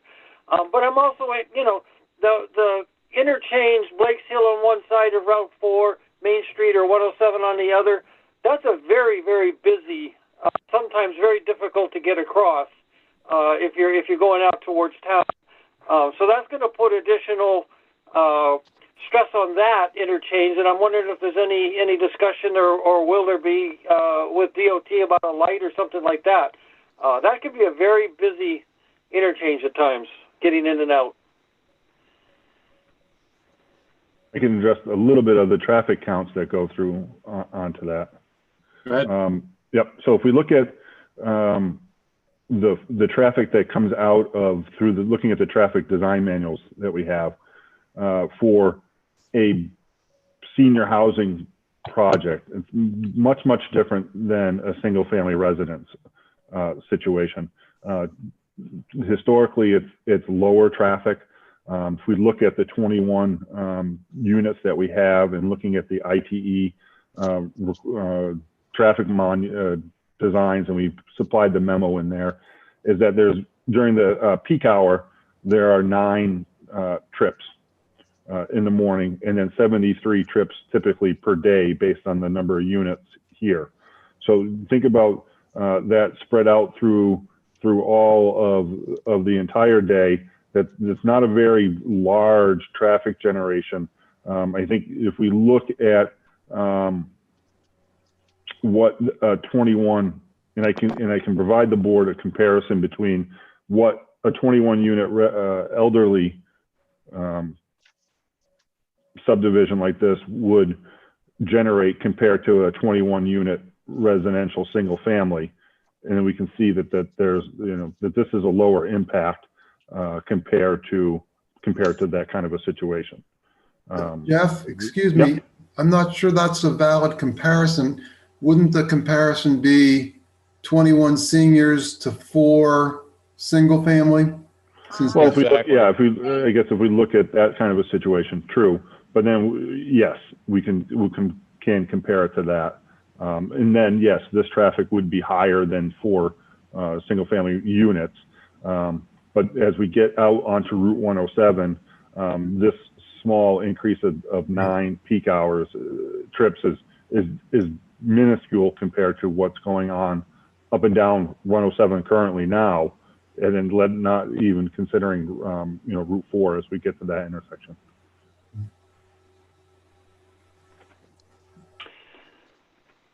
Minuscule is a funny word. There's always the straw that breaks the camel's back. True. Yep. There are some, depending on when you catch it, that intersection between School Street and Route 4 does have excellent view distance, sight distance, but the amount of traffic is also significant if you're trying to turn left. In fact, both intersections, both at where Main Street hits Route 4, is the same, you know, very good sight distance, but your wait times during peak traffic is pushing, is tough. And we're talking about elderly people. Go ahead. Wait a minute. Like Joe. Go ahead, Tim. I was cutting you off. I apologize. I'm just concerned about the traffic a little bit. Not badly, but I just think it's something we have to think about. I'm more concerned with the condition of that Old Canterbury Road. Okay. As far as the design goes, any questions about anything that people have seen as far as things that are concerning? It's regulatory wise. Could you explain again about the septic and the well and any other public or joined utilities? Yep.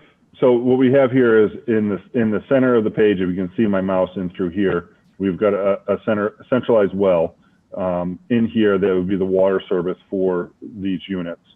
We have the well for all of them. Yep. And we have the well radius that comes around to be able to handle that, to make sure that we're away from our stormwater control devices and also our septic fields.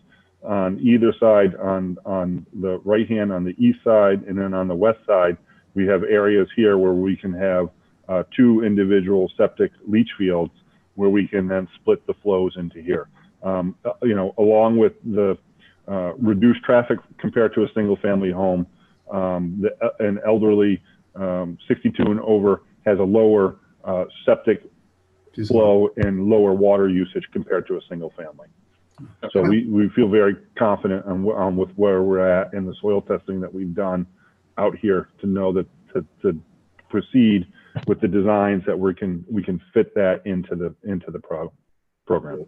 What about things like common propane supply or heating supply and common trash or trash pickup? Yep. So what we're going to do is there won't be common trash pickup. There'll be individual, and we're still working on how that's going to go. And the idea here is that we haven't looked into propane a lot, but the thought process is because this is it's a congested area, that we're not going to have that kind of a situation, and we're still working that out on that. We're looking at these homes, to be built by the owner, the applicant, their home builders. Is that we're looking at good super insulated houses that are efficient, and we're still trying to determine what's the best. Believe it or not, you get now electricity is kind of still electric heating and cooling is kind of getting more efficient and more cost effective. Yeah. That's what we're doing at Town Hall for a good part of the year. Yeah. So I have a feeling that's where we're going to go, because we don't want to think about, I don't think we're looking at buried propane tanks anywhere. Just as a thought, that might be something to consider for the condo association, would be common trash pickup. Yep. Okay. And or if you do propane heating for some reason, do it as the homeowners association. Okay, other questions from the board? I seem to be having problems here with my video and my sound here. Do you hear me? Yes. I can hear you. Okay. So are you seeing Scott's screen or Jeff's screen? As a community, we would be buying out our waste disposal. Okay. And we'd be buying out our propane. So it would be a community buyout. So those things would be, we'd be combining those, and it would be a community or a part of the association. Okay. Just curious. Thank you. Yeah, so I guess what you're saying is you can reap some of the savings of bulk buying, but you wouldn't necessarily have a bulk propane tank per se. Correct. It would be a bulk buyout, and it would be a controlled effort to be maintaining that as in addition to the waste disposal, that you're not allowing somebody to just pile up trash on their corner. Right. The truck is coming through every week and it's picking up, and the propane, same thing. Mm-hmm. Okay. I take it that would cover the use of the community center, whatever you want to call it. I can't quite read it. The clubhouse. Yep. Yeah, just community room there. Yep. Okay. Correct. And that's set up for the community, the association, to have association meetings, to be dealing with their business, to be managing their plowing, their lawn care, their waste disposal, all of the community needs. It's a space for them to meet and deal with those issues. Sure. Okay. Just was more along the lines of thinking that if a scenario of an 80th birthday party with 100 people using, or 50 people, whatever the space is, well, there's that trash to be used. If it's not owner occupied, there would need to be some kind of pickup arrangement, whether it's a dumpster or one-time use. I was just curious about that. If it is a dumpster, there's shielding that's needed and sighting. Yeah, as of right now, we're not thinking of a dumpster on that side to keep that. I think if there is that, then it's kind of like, you're self-policing, you're self-cleaning up, and you're getting rid of that and taking it back to your own place for regular disposal. Yeah, and it's a service. It's a meeting place for, you've got 21 buildings for 42 occupants. Sure. Right. So if they want to have a party, they can have a party, but their trash has to be contained in their arrangement for trash disposal. Yeah, and that can all be in the condo. Exactly. That's what I was just trying to get to. Okay. Other questions from staff or the board? If not, I'll open it up for public comment. I just, again, reiterate, if we could get a copy of this and the floor plan, I'd appreciate it. And just to clarify the floor plan, I think the paper copy shows the 3 bedrooms, but the emailed copy has 2. No, my emailed copy has 3 also. Oh, my emailed copy had 2. Anyway, okay. I apologize for that. I apologize for that. I had submitted that to Jeff to get our overall footprint, to make sure that we had our spacing between buildings. That's the footprint that we're working off of, but we appreciate, we're aware that this is a 2-bedroom space.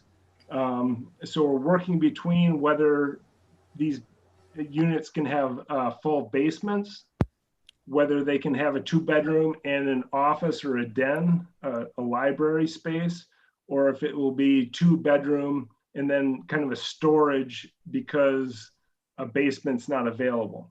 But we are aware all these units will be 2-bedroom only. Okay. Okay, at this time, what I will do is open the public comment section. As far as members of the public who are attending the meeting, if you have video or audio, actually what we'll do, I'm trying to think of the best way to do this. If you'd like to speak, you need to wait for me to call on you. What I will do right now is, okay, thank you. Is I will take a roll call, and if I call your name and you'd like to speak, please either raise your hand if you have video on, or tell me yes or no, and then we'll go back through in the order that I call. Okay, Heather Johnson, which is not. Yeah, it's Jason Johnson. Yes, I know. I couldn't, and I'm sorry I couldn't remember your name. Your first name. I think I talked to you twice. Anyway. Yeah. Jason, would you like to speak? Yes, please. Okay. Sally Azeltine. You're not required. You're muted. You can raise your hand if you want. You would like to speak? Okay. Doug Wyckoff? Yes. Okay. Ralph Blakey, and I apologize if I mispronounce your name. Blackie, and yes, I Blackie. would. Okay. Megan Alexander. Yes, I'd like to speak. Okay.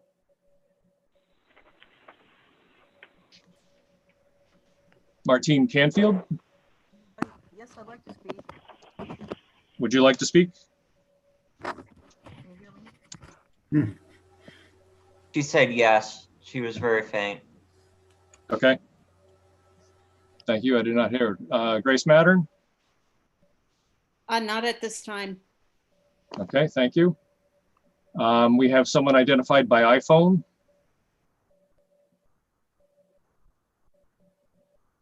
If you would like to speak, you would need to unmute yourself and tell me yes or no, please.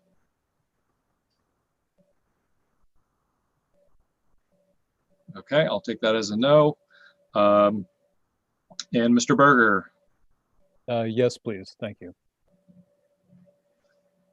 Okay, and I think that is everyone who is on the meeting so far. Because I went from top to bottom, what I'll do is I'll try to go by random. And what I'll do is call one name and then say who is up next. So if you have a reason to prepare. At this point, we'll start off with Mr. Wyckoff. And Mr. Blackie will be up next. Doug, you're muted. Doug, you're muted. Sorry. Thank you, Bob. Yep. I'm Doug Wyckoff. I'm on the corner of School Street and Old Canterbury. And I'm concerned about a few things, but I want to understand something as well. I'm very familiar with the property and it's wet season and dry season and so forth. And of course, I enjoy walking by and I've had the privilege of utilizing it over the last 20 years, which was nice. But I'm not sure I fully understand that. Originally, I think it was either 3 or 4 home lots. And I think in this neighborhood down the street on Old Canterbury, we have some home lots. We have some nice homes being built. West Street's had some nice development, nice homes being built. And some improvements on the homes on the Narrows. And a relatively new house on School Street as well. And so I'm not sure that this type of development really brings young families into Northwood. And so I would, obviously my preference is to try to utilize the property to bring in families, to keep our town vibrant, if you will. So I'd like to understand a little bit about how these home lots, as we're all kind of designated to have so much land to be able to have a home or to build a home. And if you don't have enough, you can't build a second home. Would this be, it seems to me like to be a deviation of what the normal Northwood planning would normally be for this property. And so I'd like to understand a little more about how it can be converted from a home lot to something like this with 21 different dwellings. Also a little concerned about the septic. You know, it is kind of a wetlands around there. We're kind of on a ledge. And I know in the spring, I can't ride my horses around it because it's too muddy. And so I might be concerned about that as well. The road, the comments about the paving of the road, I think makes a lot of sense. At times in the spring, that road is blocked by the city or the town because it gets too muddy to pass. And the culvert's an issue as well. Bob, I think you made a comment that there's good visibility on the intersection with 107 Old Canterbury and School Street there. And I do have to disagree with you there when you look north towards the library. There's been several accidents. It's kind of a blind hill. People drive too fast over that hill. Wrong intersection. What intersection? My reference on the site plans was the School Street and Main Street at Route 4. Okay. Not where Old Canterbury comes out. Awesome. Thank you very much. That is a little bit different. You can see But on the corner of my home, we do have accidents every year there, and we always have to be careful crossing that street. It's kind of a blind hill coming from the library down. With the increased traffic, you can expect that there will be accidents. So, but if somebody can clarify for me how the Hang on, Joe. The home lots Okay. can be then broken down in this type of subdivision instead of keeping it family dwellings. No, I was just, Bob, I was asking just to, I was trying to catch him while he was making that portion of the remark. Not to otherwise interrupt, but Doug, you were saying accidents, you've heard accidents. And so give me, just pinpoint your location a little better so I can, this remote business, I'm looking at the map. And Sure, not a problem at all. If you think of the proposed map, if you come out of the proposed development and take a left to 107, right, that intersection right there, if you look to the right, it's a blind hill coming in front of the historical library down over the hill. Oh, now the historical association, whatever has that, the old library that was it? Yeah, okay. Yes. Yes, so that is a consideration if you're going to be putting 9 vehicles, in the high hours through there and 70 through the day. There's going to be more instances. Our local police sit down below at the culvert towards Highway 4 to try to catch some of those folks that go too fast over there for that reason, but it should be a consideration. Thank you. Okay. And James or Linda, or double check on that. I suggest that public hearing is primarily for the board's consideration during a hearing. In this case, since we have 8 people who want to speak, I would suggest that we hold applicants' comments until afterward, or they're completed. This is more feedback for you than input for us, because this is just a design review. Rather than getting into a back and forth with each applicant who has a specific question, because some of them might be when. That is to say, though, that once people have spoken, if you want to address some of the issues, you're certainly welcome to do so. Understood. Okay. That wasn't in regard to what I said, was it, Bob? I mean, no. No. Okay. Nope. All right. But I don't want to, clear, and certainly questions of clarification, just as you did, Joe, would be fine. But I'd rather not, we're at almost 9 o'clock. I don't necessarily want to go into a conversation with, between, to use Mr. Wyckoff and Mr. Oliva, conversation back and forth between them to answer his points, and do the same thing eight further times. So Mr. Blackie is up next, and we will follow her by Ms. Mattern. No. Yeah, my name is Ralph Blackie. I live east of the proposed site, the next house over, the newest house on the road. Lived here other than 5 years in Manchester all my life.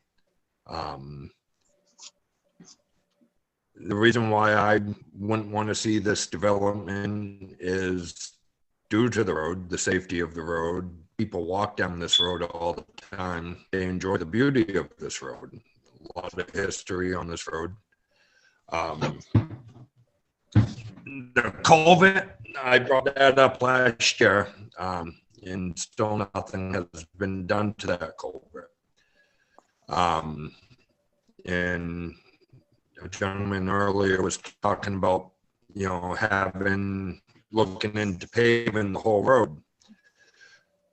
Well, that's going to be difficult because on both sides of the road, the wetland comes right up to the road.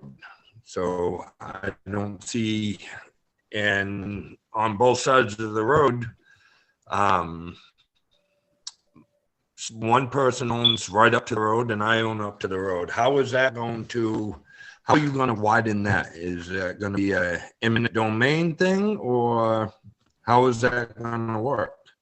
I mean, the 4 houses or the houses that you proposed to put up before, I was all for that. That was fine.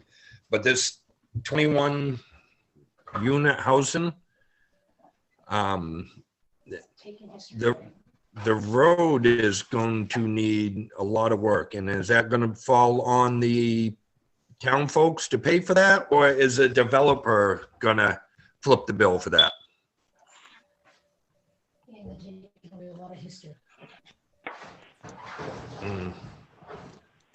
So that was my concern. Okay. Do you have anything else? No. Okay. Thank you. I wanted to double check. You were breaking up at the end. I didn't want to cut you off. Ms. Mattern is up, and next will be Ms. Hazeltine. You're muted. Grace had indicated she didn't want to speak at this Yeah, time. I changed my Oh, mind. I'm sorry. Okay. Well, I changed my mind. I would like to speak. You did, and I didn't record your note, but you're next up. So Okay. I called your name. Sorry. I'm concerned about the wetlands effect. That's a really wet field. So, I'm assuming that there's, been testing of whether or not you can even put a septic system in that field and all of that. It's just, I live right around the corner and I walk in that field a lot. And there are times a year you can hardly even walk in that field. As Doug said, he can't ride his horses in that field in the spring often. So I have concerns about the wetlands. I'm sure other people will be addressing other concerns that I have, like the traffic is definitely an issue. That is a tough spot. I've seen accidents there. So that's my issue. Okay. Thank you. Ms. Hazeltine is up, and following her will be Ms. Canfield. Yes, I'm Sally Azeltine, and I live on the corner of 107 and Canterbury Road. And I just want to reinforce some of the things that have been said about the traffic. That is a dangerous spot. And with elderly people, makes it even more dangerous with anticipation of the traffic, the flow of that traffic over that blind hill. And I also think that 73 trips is probably not a realistic estimate of number of times traffic will be going down that hill, down that road.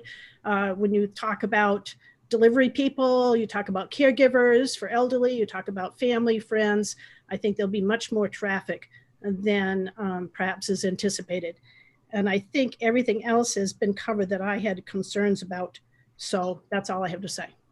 We're going to ask about widening out here. Oh, if they widen the road, that was my other question too. If that road does need to be repaired, and I think someone else has addressed that is with the amount of just the number of cars that come down that road now, that road right in front of my house on the end of the road on 107 is in bad shape. And so, that would need to be repaired. Plus, is that going to be widened as well? So it would, that would be something that we wouldn't want to be concerned about. Okay. Thank you, and my apologies on the pronunciation of your name. I'll try to get it right next time. No problem. I'm sure I'm not the first time. No, that isn't. Okay. Ms. Canfield is up, followed by Mr. Johnson. Okay, can you hear me? Just barely, we can hear you. I don't know. Okay, I'll try to. I'll shout. So I'm concerned about the road because I have the field across the away, and I don't want to lose any of my field. I think otherwise, looking at the plans, there's a lot of the ratio. There's also a lot of building on that, and the greenery will be gone. And you're relying on the Johnson Field to offset that, and I think it's just too dense a project. I'm also concerned about elderly. Why is it 2 bedrooms? What are they going to do with the second bedroom? Are they going to be allowed to have guests? under the age of 62? And what if they don't leave? Who's going to monitor that? But otherwise, it just doesn't seem appropriate for the rural nature of our area. And it is very dangerous to get onto Route 4, especially since Hannaford's is at the other end of town. I'm a good driver, but okay, I'm going to be 62, but it's a challenge to get on the road. And there are going to be more accidents at both intersections. So that's my initial concerns for this project. I hope you can hear. But I feel bad for the road. The 3 houses on Old Canterbury already, that this proposed project just encroaches on them. And I don't think that's fair. So anyway, I will be staying in touch with this project because I'm not happy with it. I guess I'm done. Okay, thank you. Mr. Johnson is up next, followed by Mr. Berger.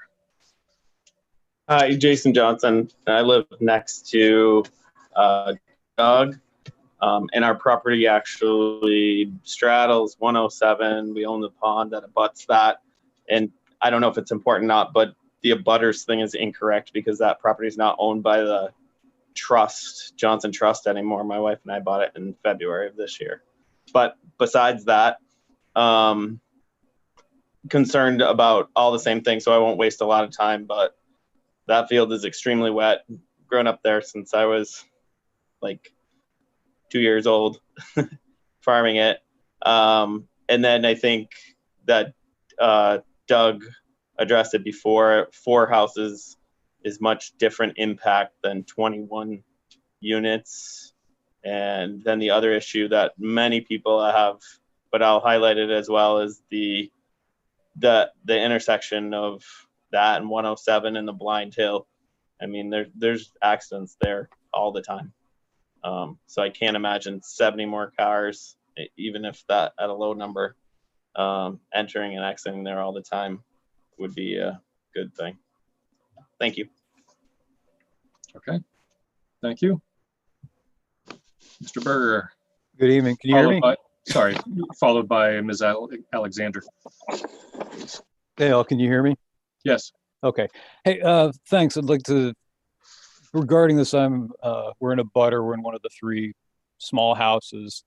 That house has been in Megan's family since before she was born. And I'd like to say I'm for, fair, affordable housing for everyone, elderly, single mother with children, the disabled, the new couple starting a family. But as I look over the plans, it indicates like 14.4 acres and 21 proposed family homes. And I realized it said it was allotted up to 24, which seems like a lot, but the frontage road requirement on Old Canterbury, from my prior memory, would only permit 3 buildable residential lots at most based on the amount of frontage road. I don't know where the 4th came in. Whether it's 3 or 4, it doesn't change my numbers much, but I'm going to plow ahead. But additionally, as I peruse the map, it seems that this area, that 14.4 acres, much of it is clearly wetlands. And areas that can't be directly developed due to setbacks caused by the wetlands and streams and ponds. So it appears that the area to be developed is really those 3 lots that we, a year or so ago that Jeff sold. The area that is actually capable of being developed looks like it's those 3 lots, the 2 acre, the 2 acre, and the 2.7 acre residential lots. Maybe it's 4. It won't change what I'm saying much if it's 4. And some of that land is hindered by setbacks because of the stream and the wetlands. So this appears that the 21 home residences that are being placed on what is essentially 3 buildable 2 or so acre lots, basically 7 times what Northwood permits. And I realize the existing homes are not on 2 acres, our place included.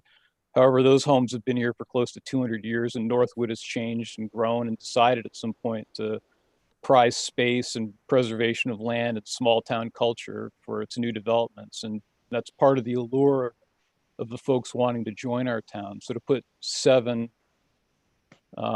times that amount, based on those 3 residential lots, or if it's really 4 lots, but 24, it's 6 times.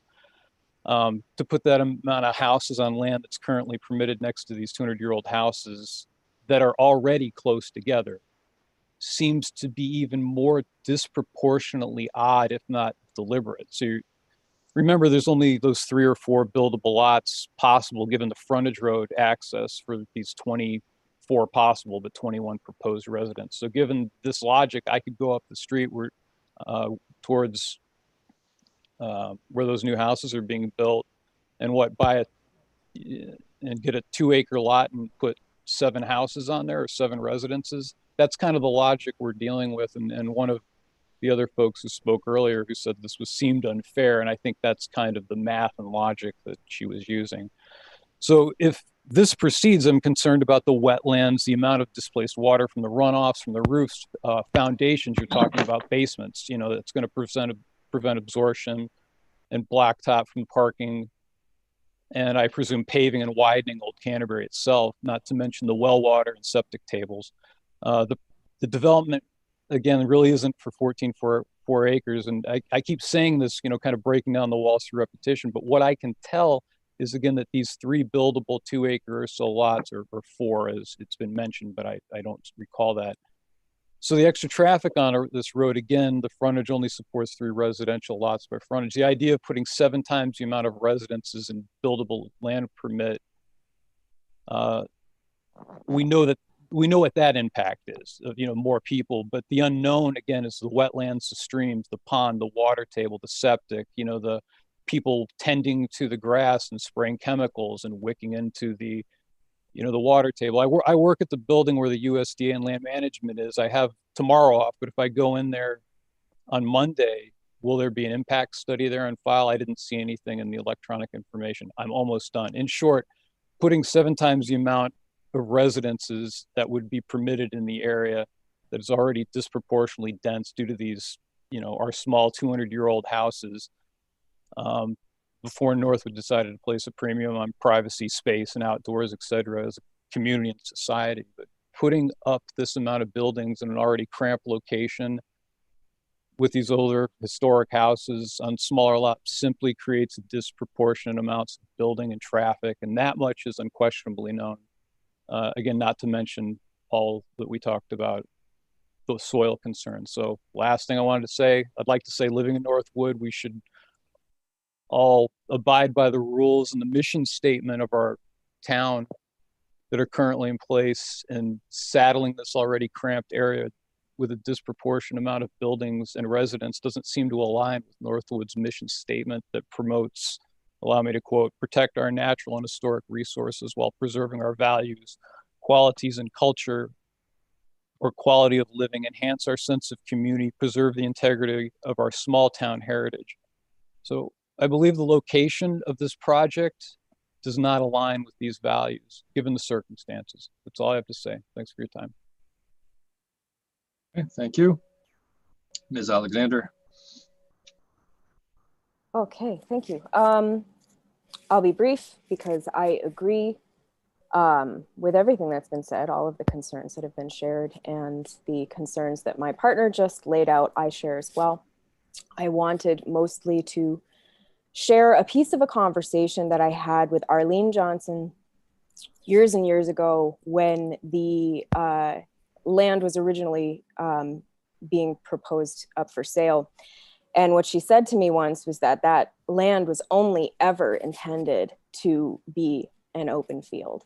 And I really just want to express first of all, my deep concerns for the environment, for what, potentially 20 to 40 additional people in a very small, very wet, as though we've said it over and over again, what that would do, adding the just human chemical contribution to the land. And secondly, my deep, deep sadness at the potential loss of what I would call the only iconic part of our town. Everyone knows Johnson's Field. Everyone does. I have friends in Rhode Island who have driven through this town one time in their entire life, and they know Johnson's Field. They know exactly where I live because they know that iconic, beautiful part of our town that I would be very sad to see developed into this project. Thank you. Okay, thank you. Just a note specifically to the two of you, in my process of coming up with this, I covered up your names and wrote numbers down. You just happened to draw adjacent.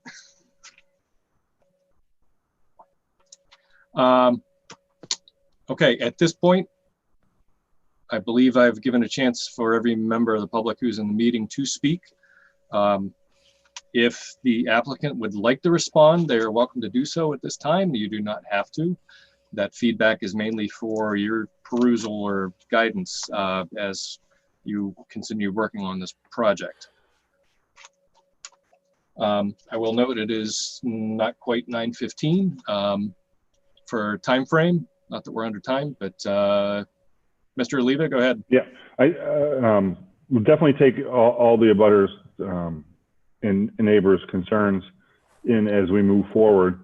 But I want it just to be known is that this project follows the town of Northwood zoning ordinance allowances for an elderly housing development, where it does allow a higher density based on land area, and that's how we've kind of come into this number of units, which is actually lower than what could be allowed. But we will take all of the comments here. I've taken a lot of notes from tonight's meeting, and we will meet with town staff and see where we go. Okay. That's about it. Thank you. Thank you. Bob, may I speak? Yep. Go ahead. I think, given some of the comments, just a suggestion to Jeff, maybe share your calculation so that people can see the basis for it. That might go a long way towards explaining to folks how you came up with that number. And then just a general comment, after this, we're going to be talking about zoning ordinances and changes and stuff. We pass these as a town, so, provide your input if that's your concerns. And if the plan that I provided is on file with the town, and on that site plan, on the left-hand side, there's all of the calculations that indicate the areas that are deducted, the wetland areas that are deducted from the overall lot area, and how we go through and calculate the number of units that are allowed based on the formulas provided in the zoning ordinance. So is that the diagram that you showed us? Yep, that was on that site plan that I was showing, that was provided for the package. On the left-hand side has all of that information. In particular, if you go site plan notes, you don't need to go into that, Jeff. 6 through 10. Yeah, because I didn't get that drawing. So. Oh, okay. Yeah. Yep. So we just need to get it out to everybody, and then we can look at it. Curtis, Mr. Nalid, you had something to say, or? Well, I'll just comment that I'm a member of the community.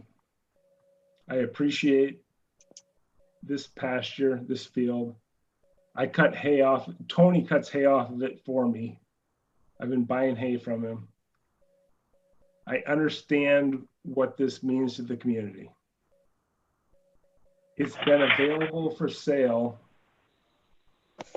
for the conservation district to purchase this and to maintain it as a field for a long period of time. The town has been unwilling to do that. There's been efforts to do other things with this piece of property. As a member of the community, I am trying to do something with it that will bring value to the community, that will contribute to the tax base without impact. So if you don't want it, encourage the conservation district to buy it. Because I'll sell it to them for what I bought it for. But if we don't grow this town, it's going to die. And I'm trying to do my part. If you disagree with it, I understand. I don't want to fight with you. I'm sorry if this is in your neighborhood and you don't want it. If we don't do something with this piece of property, it's going to be something that is much, much worse. So that's all I've got to say. Okay, thank you. James? Mr. Chair, I was just gonna chime in on a couple process things that were brought up by abutters. Yeah, as Mr. Oliva said, elderly housing does have different standards for frontage and how it works. If members of the public want to read that section of the zoning for their own education, that section Roman numeral 5B4, it begins on page 33 of the zoning ordinance, and it includes by reference table Roman numeral 5.2 elderly housing requirements, which is on page 34. I have not checked Mr. Oliva's math yet, but I always do when a formal application is filed. So I will be evaluating the number of units, the density, did he take out the wetlands from that calculation, all of that once a formal application is filed. A number of comments have also been made about improvements to the road. So yeah, I'm sure this will be something that is discussed extensively. But I did want to mention while people are watching early in the process that generally when a proposal is made, the planning board is allowed to require off-site improvements. It is also generally understood that if those improvements are required of an applicant, they need to be generally proportional to the impact of that development and that development only.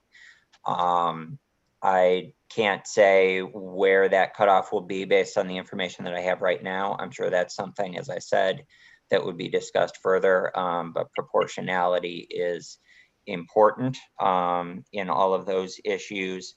And then finally, there were questions about process and the relationship between the home lots, the 4 home lots, and how those could be converted to elderly housing now. And the simple answer is that the property changed hands and a new owner wants to do something different with it, and they are following the legal procedures to do so.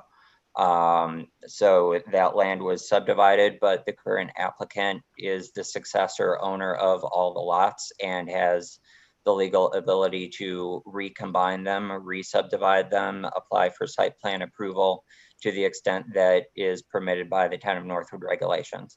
And so this is just the first step in that process for this applicant. The final thing that I would say, when the town does receive a new or a formal application, you will all be notified again.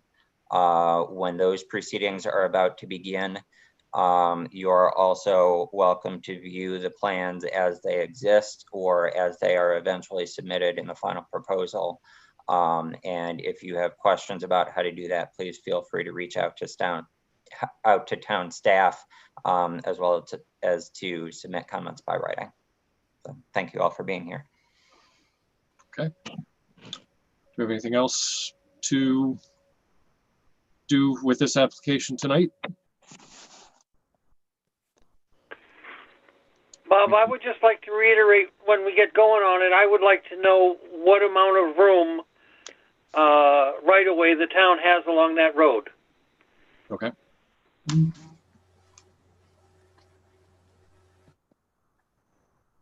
Okay, so noted. That's in, and note that this is also being recorded on YouTube. So we can, if you want to, Jeff, if you want to, or Mr. Leva, if you want to review it, you can get all the specifics from that. Do we have anything else with the design review as far as closure goes, James, process-wise? I don't think we normally need to make a motion to close it. I mean, I guess that can sort of be a discussion of the applicant of if they think they have what they need. You know, we can leave it here. I think if they would like the process to continue, since this is a design review that needs a public hearing, we would need a motion to continue the hearing to a date and time certain. So if that motion isn't made, I would say the process is ending tonight. You have a preference, Mr. Leva or Mr. Nalib, to continue? Do you have enough that you want to go on, or would you like to continue for another week or another meeting? Yeah, I think we've got enough to go on from where we're at. So I think we'll, we took a lot of input. I think we know where the neighbors stand on this, and we'll work on how we move forward. Okay, that sounds like a no, which is fine. Okay, thank you very much. Thank you. We'll close 20 dash, whatever the number is. 8, I think. Yes. Thank you, 20-8. Have a good evening. And we will, I pulled away from my agenda. Yes, 20-8. Okay, internal business. Tim, I haven't forgotten your technical issues, or as far as content goes. I think it is something we can easily resolve, but it does also sound like it's a process. But first, I'd like to cover what we need to do as a board, and if need be, you and I can work on some of the details of your emails. So we are going to talk about it. We are going to talk about it. I haven't forgotten about it. Okay, that's my day job. That's my day job, and I want to make sure that. Yeah, but there's two issues, Bob. Well, I don't want to talk about it now. I'd rather because I get up at 4 o'clock. I would like to deal with. We've got other things on internal business, but I don't want you to think I'm putting you off beyond tonight. Okay, James, we have. What else do we have for internal business? I have zoning amendments. Mm-hmm. You all have the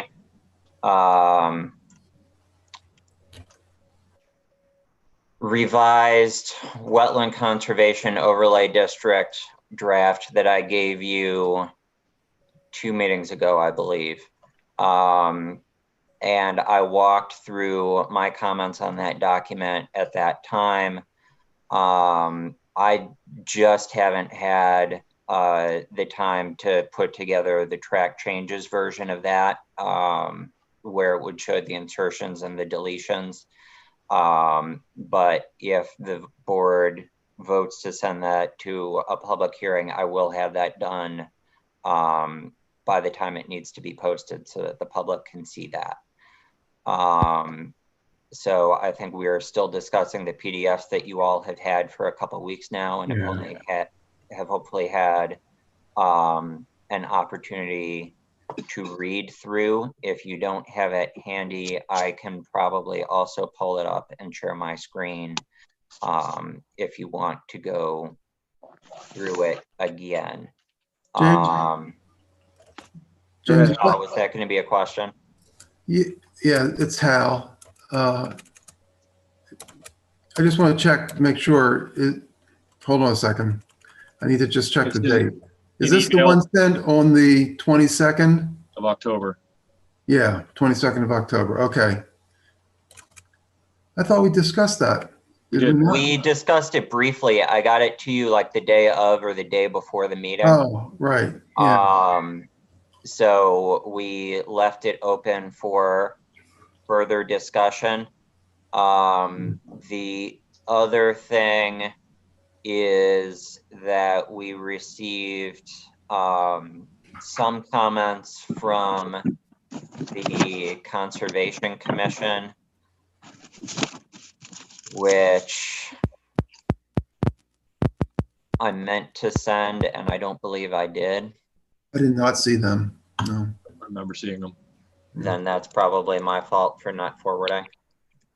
Well, my opinion is we've got this 98% there unless the Conservation Commission had some grievous concerns. They were mostly minor. And so my suggestion was, I believe that they are all things that I could easily incorporate. It's a one-page letter, so if you don't mind, I'd like to just read through it so you at least understand Get the sense, yeah. what they're saying, and then if you're amenable and you agree with me that they're low stakes kind of issues, I think a motion to incorporate those changes and post for a public hearing at some point in December would help us move the process along. Yeah. So the letter from the Conservation Commission is dated November 4th. It's directed to me and the Planning Board. Thank you for the opportunity to review and submit comments on your draft amendments to the zoning ordinance. The Commission respectfully submits these comments on the proposed wetlands ordinance revisions. Under Roman 6A2, they had a comment on the numbering, which is an admitted formatting issue. And I was planning on the next draft to fix some of the numbering where letters are currently where numbers should be and vice versa, and I'll get the outline right. In paragraph C of that same section regarding overlay district boundaries, they suggested that rather than using the term high sensitivity wetlands, that we use the term high priority wetlands. And I think some of that was related to, in their opinion, these wetlands are not necessarily more sensitive. In some cases, the reason for preserving them is their location or their connection with other ecosystems, but it's not necessarily that development is more likely to harm them. So they have suggested in a number of locations, basically all instances of the term high sensitivity wetlands be changed to high priority. I'm fine with that. I admitted the last time we talked about these that high sensitivity term is one that I pulled out of my head as I was writing just for lack of anything better. So I'm happy to make that change. That's several places though, right, James? It is, and they mention it in the other places as well. Okay. So I'll mention those briefly when I get there. They go on to say about this section that the 100-foot setback and buffers of Northwoods Prime wetland are not regulated by the state. Therefore, grouping them together, as I have suggested, with the 100-foot setback for the overlap with the conservation overlay, that grouping makes sense to them. Under Roman 6A3, paragraph A, the Division of Resource and Economic Development has been renamed. It should now be the Division of Natural and Cultural Resources. I'm happy to make that change. Paragraph B of that section, another numbering issue. Paragraph G of that section, they would like to add a reference to using best management practices. Roman 6A4, paragraph B regarding setbacks. The Conservation Commission, so I have the term shall in there, making following best management practices mandatory.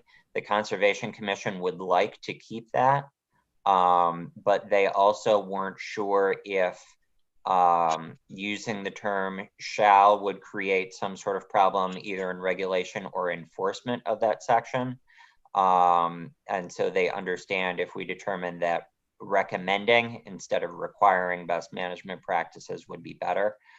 I think that that is something where I feel that it would admittedly, enforcement of that would admittedly require some discretion on the part of the town staff doing the enforcing. But I think that there are impacts to the setback areas that are probably sufficiently egregious that if there was not at least some sort of requirement to follow best management practices, that it would potentially hinder our ability to enforce. I have sort of gone back and forth, but my preference would still be to keep the term shall, to give us at least some enforcement capability if there were particularly egregious impacts. But that's something the board can discuss a little bit further if you choose. In section Roman 6A6, they identified 3 more instances of high sensitivity wetlands to change to high priority wetlands. In paragraph A of that section, again, they're suggesting that we delete deemed particularly sensitive to development. Again, because it's not necessarily the sensitivity that is why we're protecting the wetlands. And then finally, in paragraph C, they're asking that we add a mention that best management practices for removing invasive or noxious plants be recommended.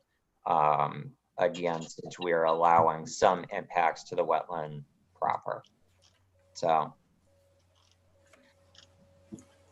those are their comments. I'm happy to talk through any of those or my proposed changes in general. Okay, I have a question. And it's probably it's more for my own clarification. Under 6A3 permitted impacts, item E and F, so at the top of the next page, you end E with the word and. Does that mean that E and F go together? So it's conservation areas, wildlife refuges under permitted impacts, conservation areas, wildlife refuges, nature trails, and other educational or scientific purposes, semicolon, and F, open spaces as permitted or required by the subdivision regulations, development ordinance, or in conjunction with I don't remember whether I added that or that was something weird that's existing. But in either case, that is probably somebody typing and thinking that they're typing a resolution and not a zoning ordinance. So that's probably a mistake that can just be fixed because none of the other subparagraphs of 6A3 have that and they all go back and forth between semicolon and period. It's nice to know you're human. So that's I think that's a pretty minor change, but I would suggest I can just make them all periods for consistency, or I can make them all semicolons if somebody really loves semicolons. So I'll change that. It is more the word and than anything else. Yep. That ends in it. Because yeah, but I am 100% positive that the and is there because it is after a semicolon and going to another paragraph. Okay. And I was writing resolutions at the same time as I was making these changes. Okay, that's fine. Just it occurs under 6A5, uses allowed by special exceptions. Yep, never mind. That's that the and is there because they all have to be met. Yeah, I think it's more appropriate there, but I'll take it out up here. Yep. Okay. Okay. Well, I have to say, this seems close enough to me. I'm the same way. It was more, I mean, there's a couple but minor things of numbering, nothing on in that same section 6A5, the numbers are a little off, but that's wordsmithing. Yeah. So but the I would content, suggest, if others have something to talk about, we can. But if the board is generally amenable to this as it stands, I would suggest a motion to post these for a public hearing after incorporating all of the minor formatting changes discussed tonight, as well as the comments from the Conservation Commission. So moved. Second. okay, Hey, motion we by also- Mr. Kreider. Sorry. Review by council. Do you want to do that now? Ooh. Yeah, I would. Okay. Or posting. No, no, not before posting, but just Okay. agree that you want to do that. If it comes in after, you'd have, Yeah, you have to hold Yeah, a it's probably second public hearing. It's up to you. Okay. Motion by I Mr. wasn't, I Kreider. couldn't remember in prior years whether we had held the first hearing and then sent it, or if we sent it before there were any hearings. I think either are valid ways to go about doing it. Doing it now, make sure we don't have a time crunch on the back end. Right. Right, and we've it done both. also might save some Edits. expense, and we're ready to go now. It's November, so we're in a good time position to, if we got to wait a week or two, the further out it gets, the more we're going to wait to get that review, because they're going to get others. Right. Yep. Okay. So motion by Mr. Kreider and second by Ms. Baldwin. Further discussion on sending for public notice after approval, or after edits, minor edits. So just to clarify, Mr. Chair, I don't think that motion included sending to council. It did not. Correct. So- Yeah, I thought that discussion was, we're going to have the first hearing, see if there's any other edits, and then send it. Is that incorrect? No, Well, but you would also, if it went to legal and legal had edits, you would need to have a public hearing after incorporating those as well. So if we wait until after the first public hearing, we would basically need to assume that we're having a second public hearing, notice that, and then assume that comments are going to come back from legal prior to that second public hearing. So whereas if we send them now, we've got at least a good 6 weeks for legal to send them back. If we wait until after the public hearing, I don't even know if we could notice for the 10th at this point. I don't know their submittal deadlines for notice in the paper super well, and Thanksgiving, I'm sure, would crunch that. That we'd potentially be condensing what 6 weeks of flexibility we have right now into 2 or 3. So I think now that Linda brought it up, I think it might make sense just to send them now. So then I'll amend my motion to include sending it to the lawyer. Okay. Ms. Baldwin, do you agree? Yes. Or do you amend your second? Yes. Okay. So the motion then is to send to the lawyer and not to the public, just to double check, or not to post to the public, or both? I think it's everything. I thought both. So I think it's change it, post the public hearing, send to legal. Okay, just double checking. Yeah. I want to make sure that there's a lot of conversation involved, so. There was.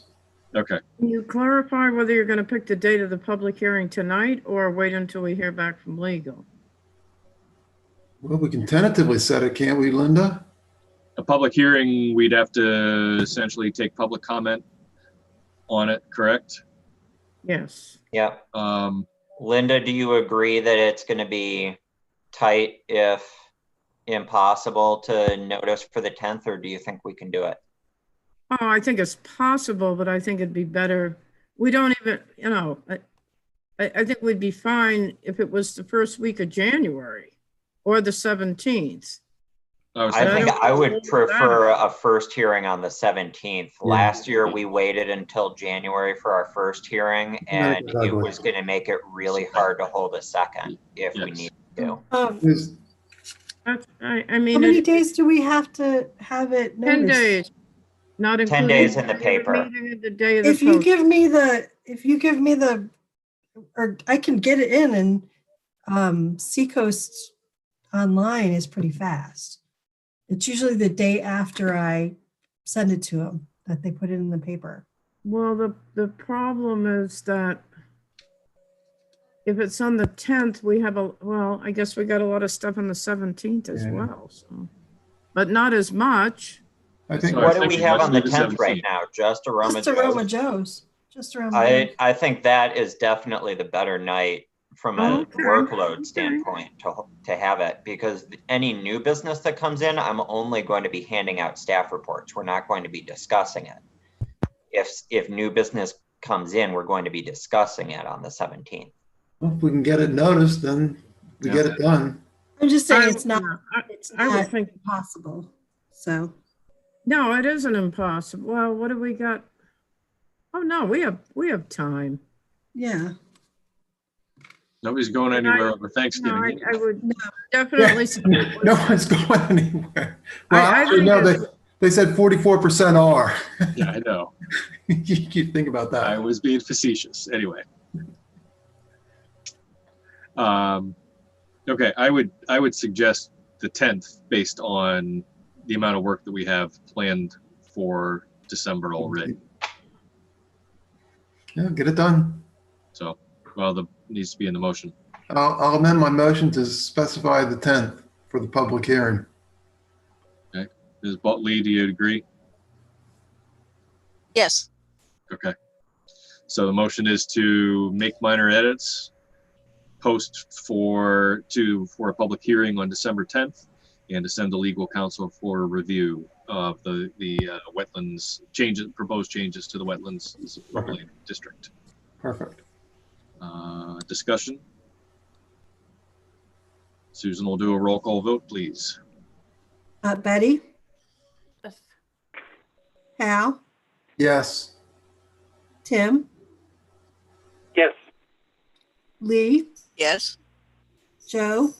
Yes. And Bob? Yes. Okay. I will note that what we can do, just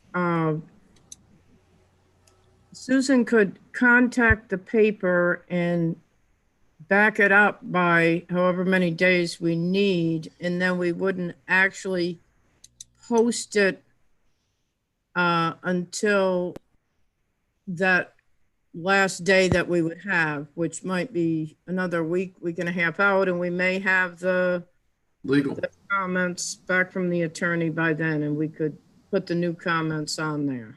Sure. That'd be great. That would be the best way to go. Yeah, that'd be good. Okay. Okay, what else do we have under internal business? Motion to adjourn? Well, I think Tim wanted to talk tonight, Sorry. but I don't have anything else. Okay. Linda or Susan? I don't know if this is an appropriate time, but I'll just mention very quickly that Susan is set up a town Facebook page. Nice. And as for information from the town out, she will be the main administrator on that. And if people have informational or think of ideas, I would suggest that you contact her or any other office staff, and about getting items posted on. Okay, good to know.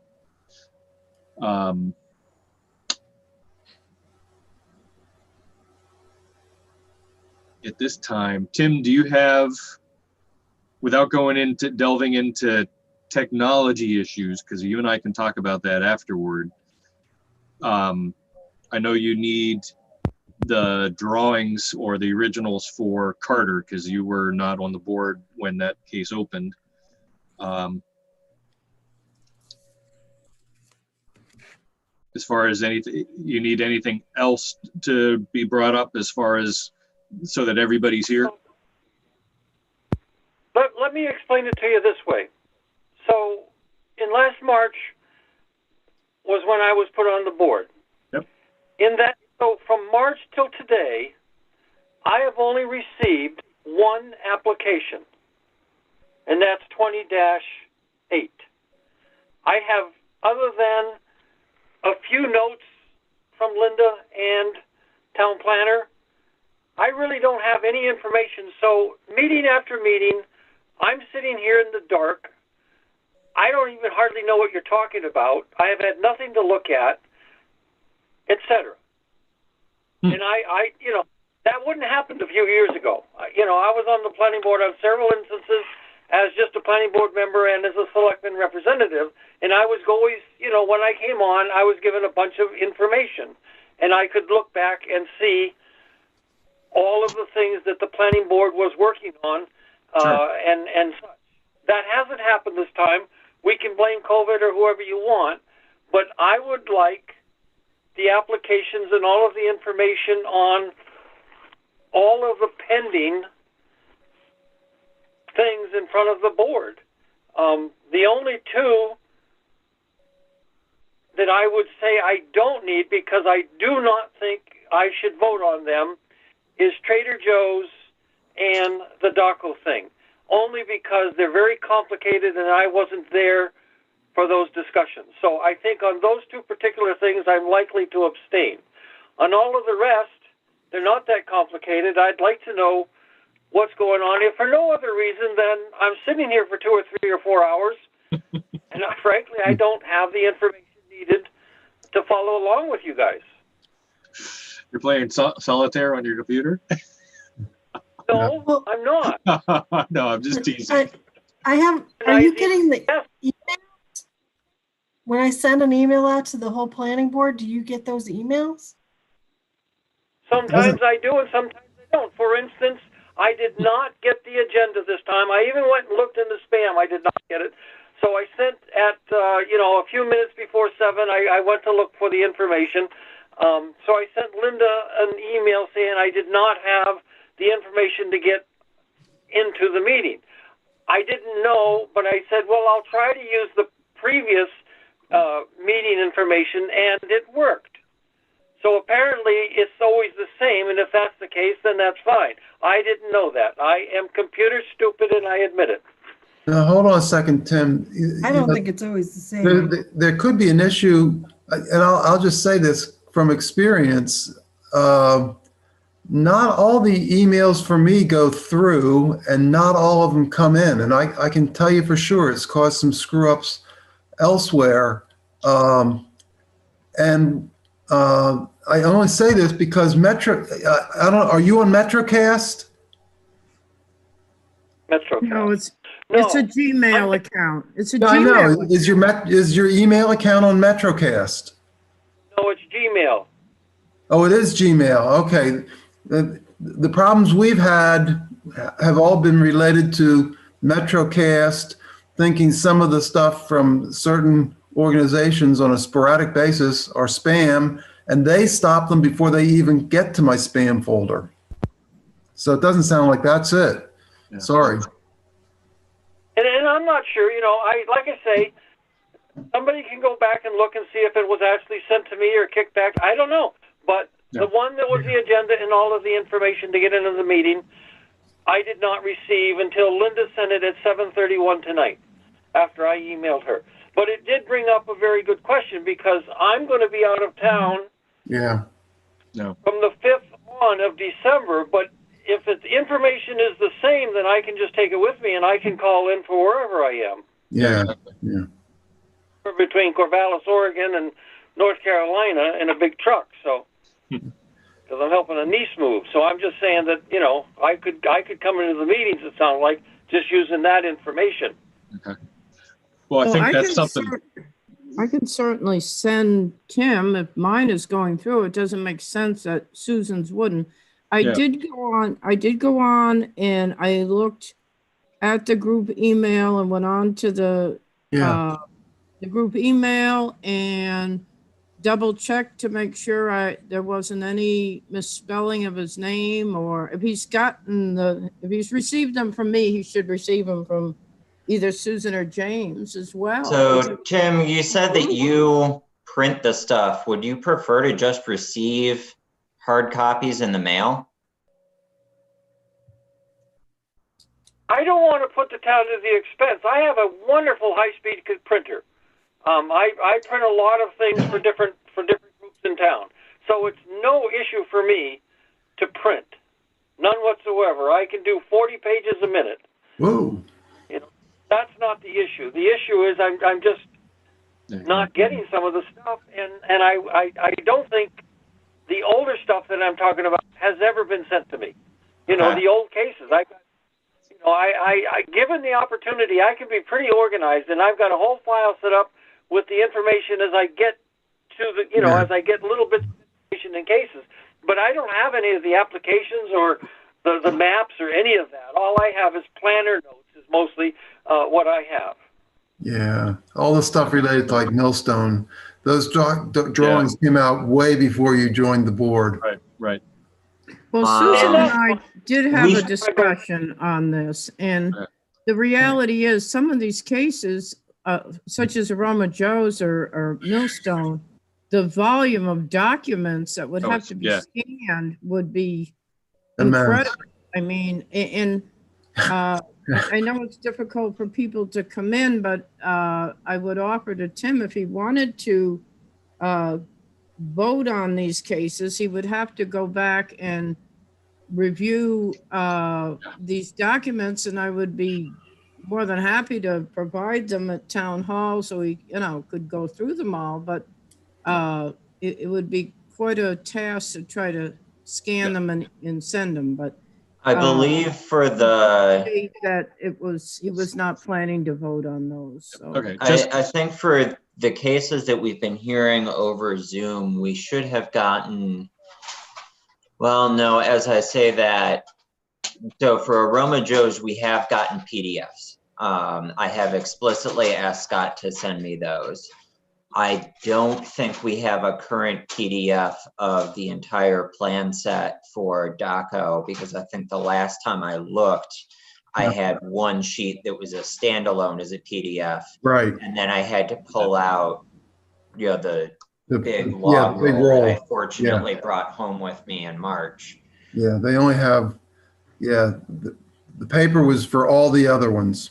So we could ask them for a PDF of it, and I wouldn't mind having one plan set that had, especially since they gave us just that sheet 2, that was a bunch of things that would have otherwise been conditions of approval. Right, all the details. The entire current plan set with all of that in one place as a PDF, I think would be helpful. Well, we have about 20 huge plan sets, boxes of plan sets for that. I can't tell you how much paper has been generated on that case, but certainly you could have an entire full-size set if you want to stop by and get one. We just need to know when you were coming to get it. You just have to. Now I'm talking about Millstone. Millstone.